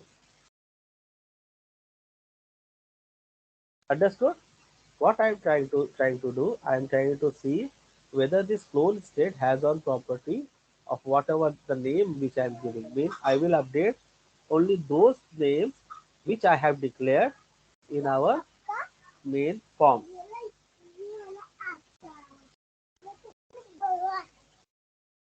So when I update this, see now those blanks are not coming, right? Even if I give the name here, you will say, sir, we haven't given the name here, it should update. I mean, if we can give the name here, then it will update. Correct? No, we have to specify in a state. This name we have to specify in state. We have to bind this name with the state tag. Okay. Then only it will update. Okay. I'm not doing this. What I do, Both we have to do. yeah, first let's make a mistake, then we will learn from mistake. Okay. I'm Okay. doing this intentionally. Okay. So what I did, I added here. I am making a mistake. I'm telling you, like this will also not work. Even if I do this thing, um, add this thing, see the city remain blank. Why it remains a blank? Because it is picking up from the form, and inside form, I am not declaring the name. And this name is our trigger point. This is the link between your HTML and your JSX to update your state.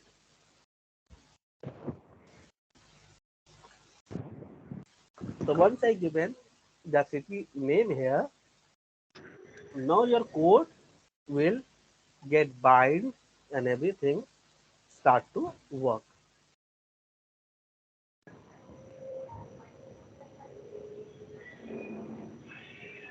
Got it? Now the city got populated, and now we are successfully able to bind our state with HTML, and we are using use state hook to update our data. Any question here? Anybody have any question here? See, be clear. Be clear on what you are doing. Be clear with what I am doing here. Any question at any place? No need to shy. I mean, गलत कह रहे सही कह रहे. Tell if you have any question. If you don't, then I will move on.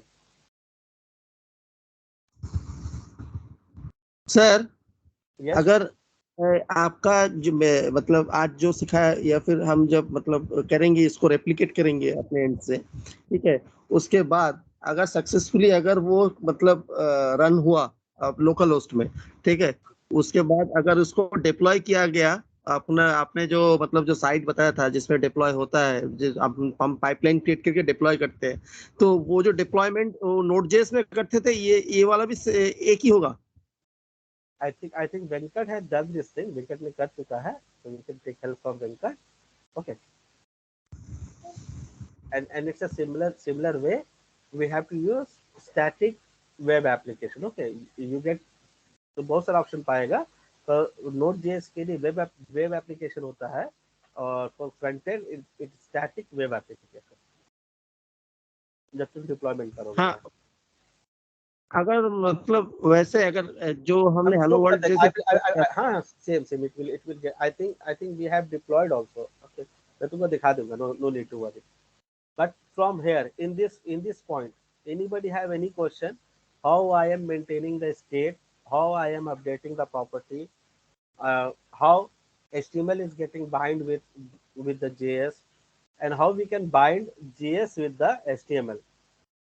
I think that I have told you in previous class, right? I mean, to bind the HTML to the JS, we need to give a value with this quotation sign any places in HTML with this curly brace. So all the value which are there in JS will come to the HTML portion. But today I specifically try to teach you how we are getting value from form. So if you are designing form, is this the only thing which you will do or anything else?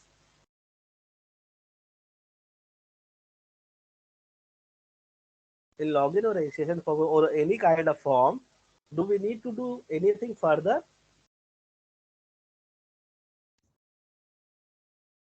No, for logic building of a registration form or login form, we don't need further anything. But for the designing purpose, we need to add No need for designing. I'm talking for logic building. Is this the end? log. We have to Yeah. call API based on submit. Whatever state we have got, we have to update that state to, we have to provide that state to the API. Okay. Anything else? Sir, one thing need to ask you. After whenever we are giving the value, okay, whenever it will post the value, okay, so and it will redirect to a new page which will contain the value. So for that reason, we need for include the Node.js and something else for this. No. We have the router, right? In first class, I have explained router, but I will explain everything again on next class. Okay. Next class, we will work on projects. But in this class, I'm talking about anything else from logical side. Anything else we need?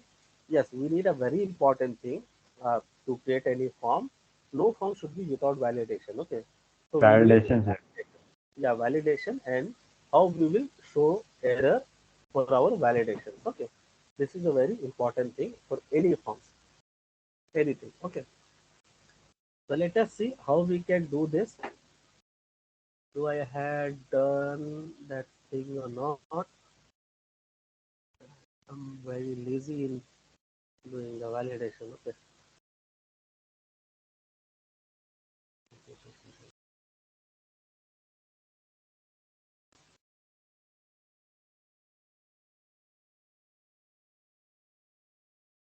so let us see how we can do the validation. I have done somewhere. I will not copy it from any place. I will just use that. Okay.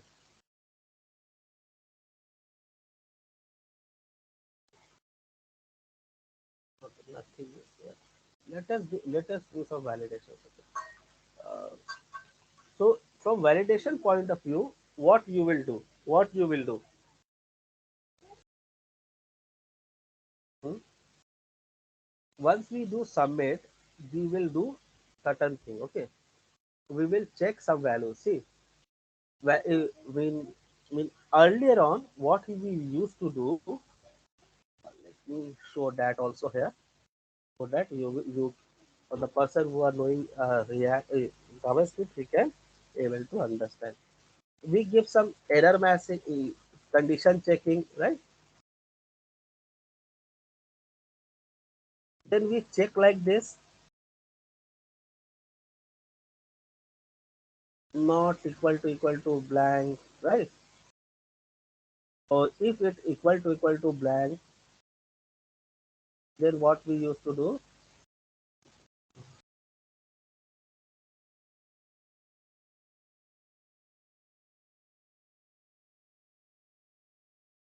Error.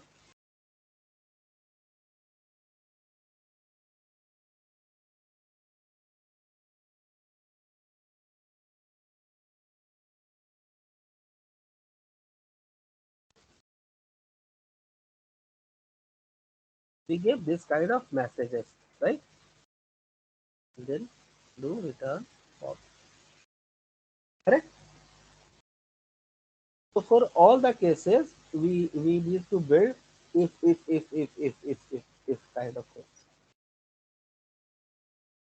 right? Now the same thing, since we are working on React, uh, just like login for setting or for checking everything, we use this way. So same thing, same way we can use here also. Like if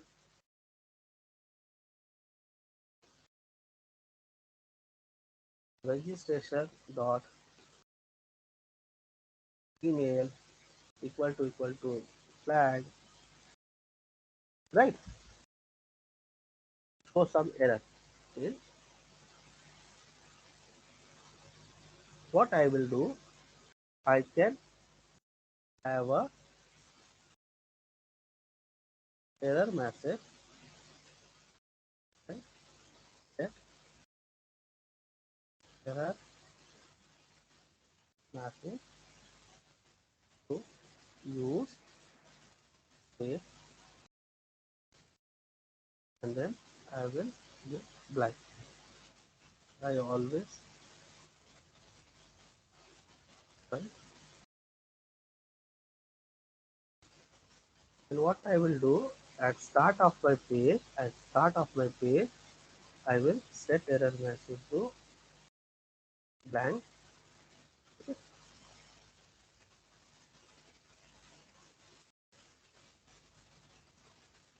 and then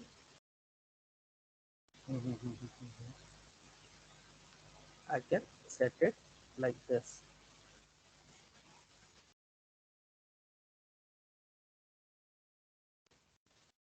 messages. Okay. Then what I can do, I can show this error message at some place.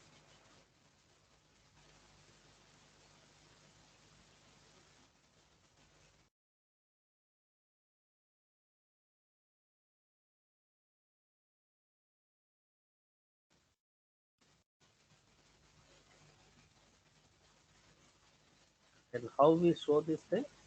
We give the arrow sign symbol. Okay.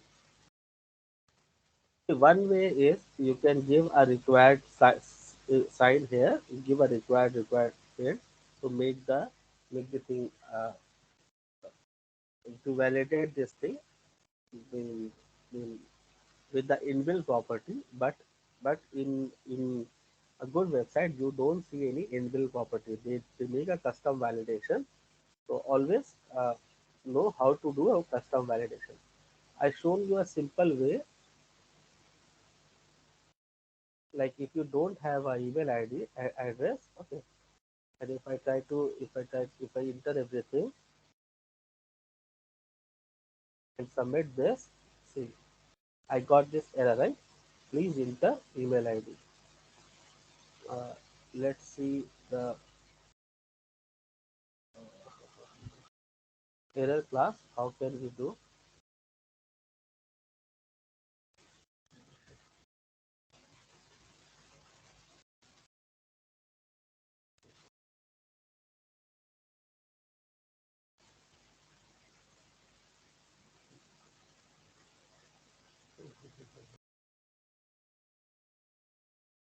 You know, custom native validation. I don't want native validation. No. I want to know the custom validation. Can we go to native? Okay, let it be. We can change the color also here by giving style. Okay.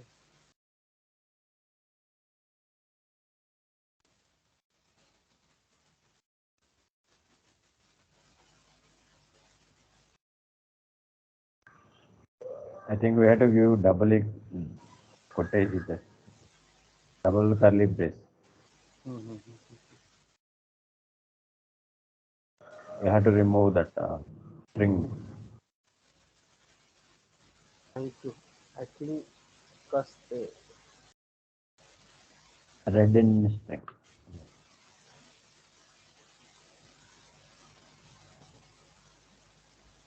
so you can see it's only there, and when I give this thing, it is to I mean I can show some error. Okay, so you can do it in a native way also, like in React, they give some class, okay, some handler, like how we want to show the errors. Okay, and these things are good, but if in people don't like this also. Okay, like see the your form become like this very hazy things. Okay. So people want us to show the error based on the conditions. Mean at a place where I want people want the error uh, to be shown there only. Okay. So for that, what you can do, this should be your class. I mean, this should be your work. Like you should show error on each every form below. Okay, whatever the errors which we get it from there. Okay, got it. You should show error in the place, mean below it, beneath it, right? If it's an email error, then it should show here. If it's a password error, then it should here, shown here. And one more thing, let me show you that also. Create something like this. Instead of this single error message, what I'm trying to want from you, like you should have a multiple messages, right? You should have a multiple messages. So how you can develop that thing? You need to have a stage because you are checking your data in in here in, I would say, in JS. Now you want to bind it into HTML, so you need some kind of uh, state, right? So what I did, I can have this kind of thing,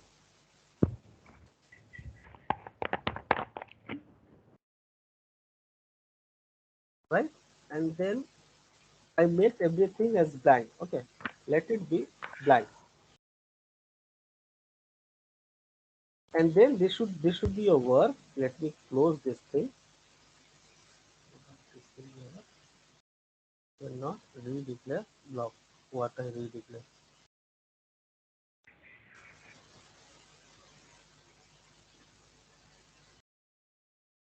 Nothing redeclare. Okay. So what I did, similar to my object or the data, I created one block for the errors. Okay.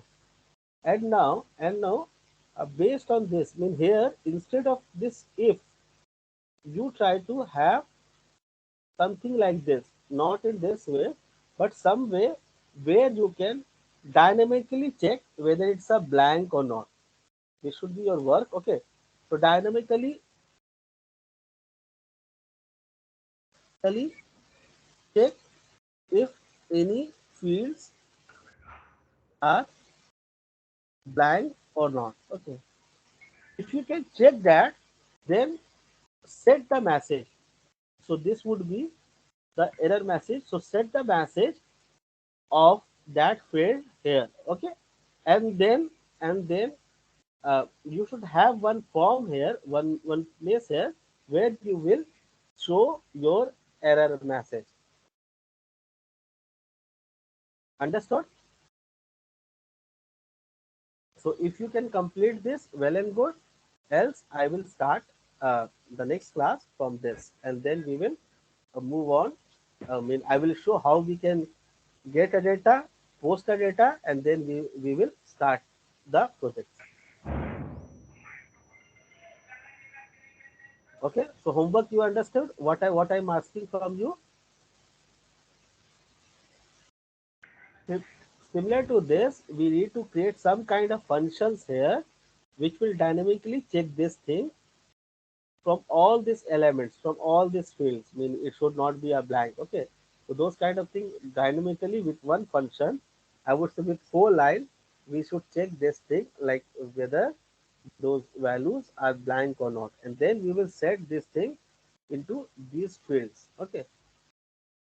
I want that thing also dynamically if you can do this. And then dynamically I will show the message here, proper message here.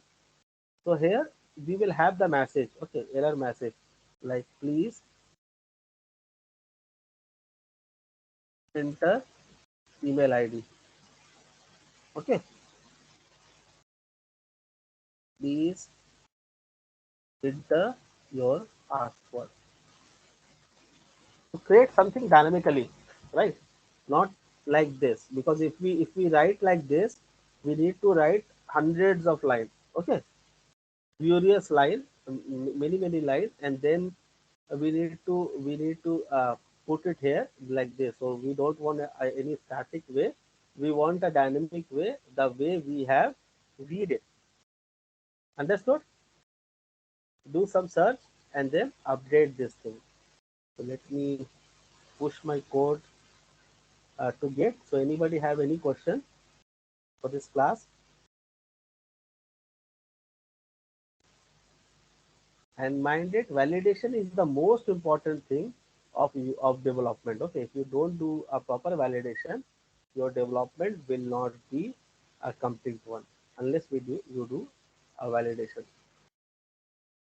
Object is not valid object will be fine if you are in the correction. Let me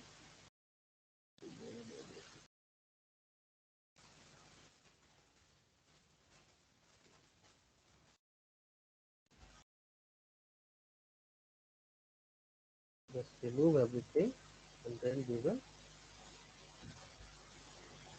let's see whether you can complete this or not. Else I will start it from next week. Error message not open.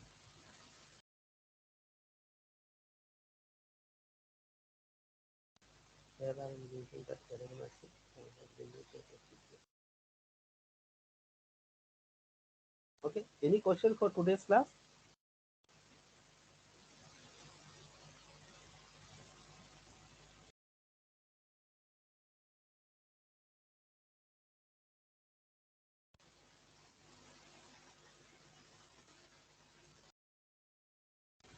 No, we are good. Okay.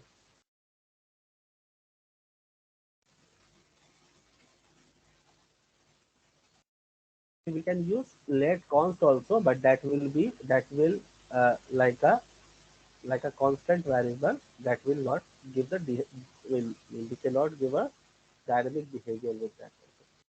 So I want on when I submit this form, I want the error message for the respective field should be shown here dynamically when without uh, using the static code. It should be a dynamic kind of code. Then what will happen? Why I am insisting this? When you write this thing, you, in other pages, what you will do, or you can make this thing as a common function, and for setting all the function, you will simply use this function, right? So you write once, and then you can reuse this code to your whole application. Correct? If you can make a small Yep, changes, yep. then you can reuse this code into the whole app. Same way for validation mean for validation and for passing the value, checking the value, make something dynamically so that we need to do a minimal changes in our code, and then we can reuse the code. So design pattern is nothing but making your code reusable. Okay, how easily it can be reusable, and if you can reuse this thing, you can make any kind of application. So with this line of code, for example, we have write, we can copy any line of HTML code into our state code if we maintain this kind of structure. Like we have this, and then every text field should have a name and this function. If you follow this thing, we can take value from any kind of form. You don't need to uh, worry a lot. You just need to make sure your name here should be present here. If it is not there, remove it, right? So same thing I want for validations also. Like for validation, same kind of function you should create, so that instead of showing your error message at one place like here, we will show those on multiple places. Let me open this portion. Okay, make it available so that you understand what I am trying to.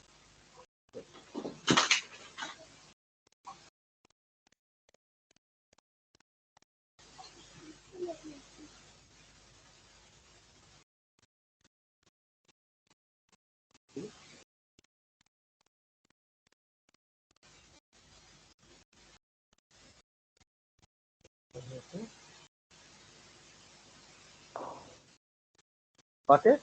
I don't want this kind of checks. I don't want the value to be shown on the top. I want the value to be shown at the place where the error happened. And this checking should not be the static one, because see, for setting I'm not using any static value, right? But with this JSON, it able to understood like what value should be set. So similar kind of function. Try see in a net. I also learn from the net, right? So try see in the net whether how can you do that thing and have this. So if you can have this thing, if you can do this thing by your own, then you can submit any form. You can work on any form, any form. I mean if it's a two text field form or 100 text field form, you will not have any issue with that. Okay, so I think that's it. We have uh, gone for a very long session today. Yeah, that's it for today. Okay. Okay, let us close the call. Okay, thank you.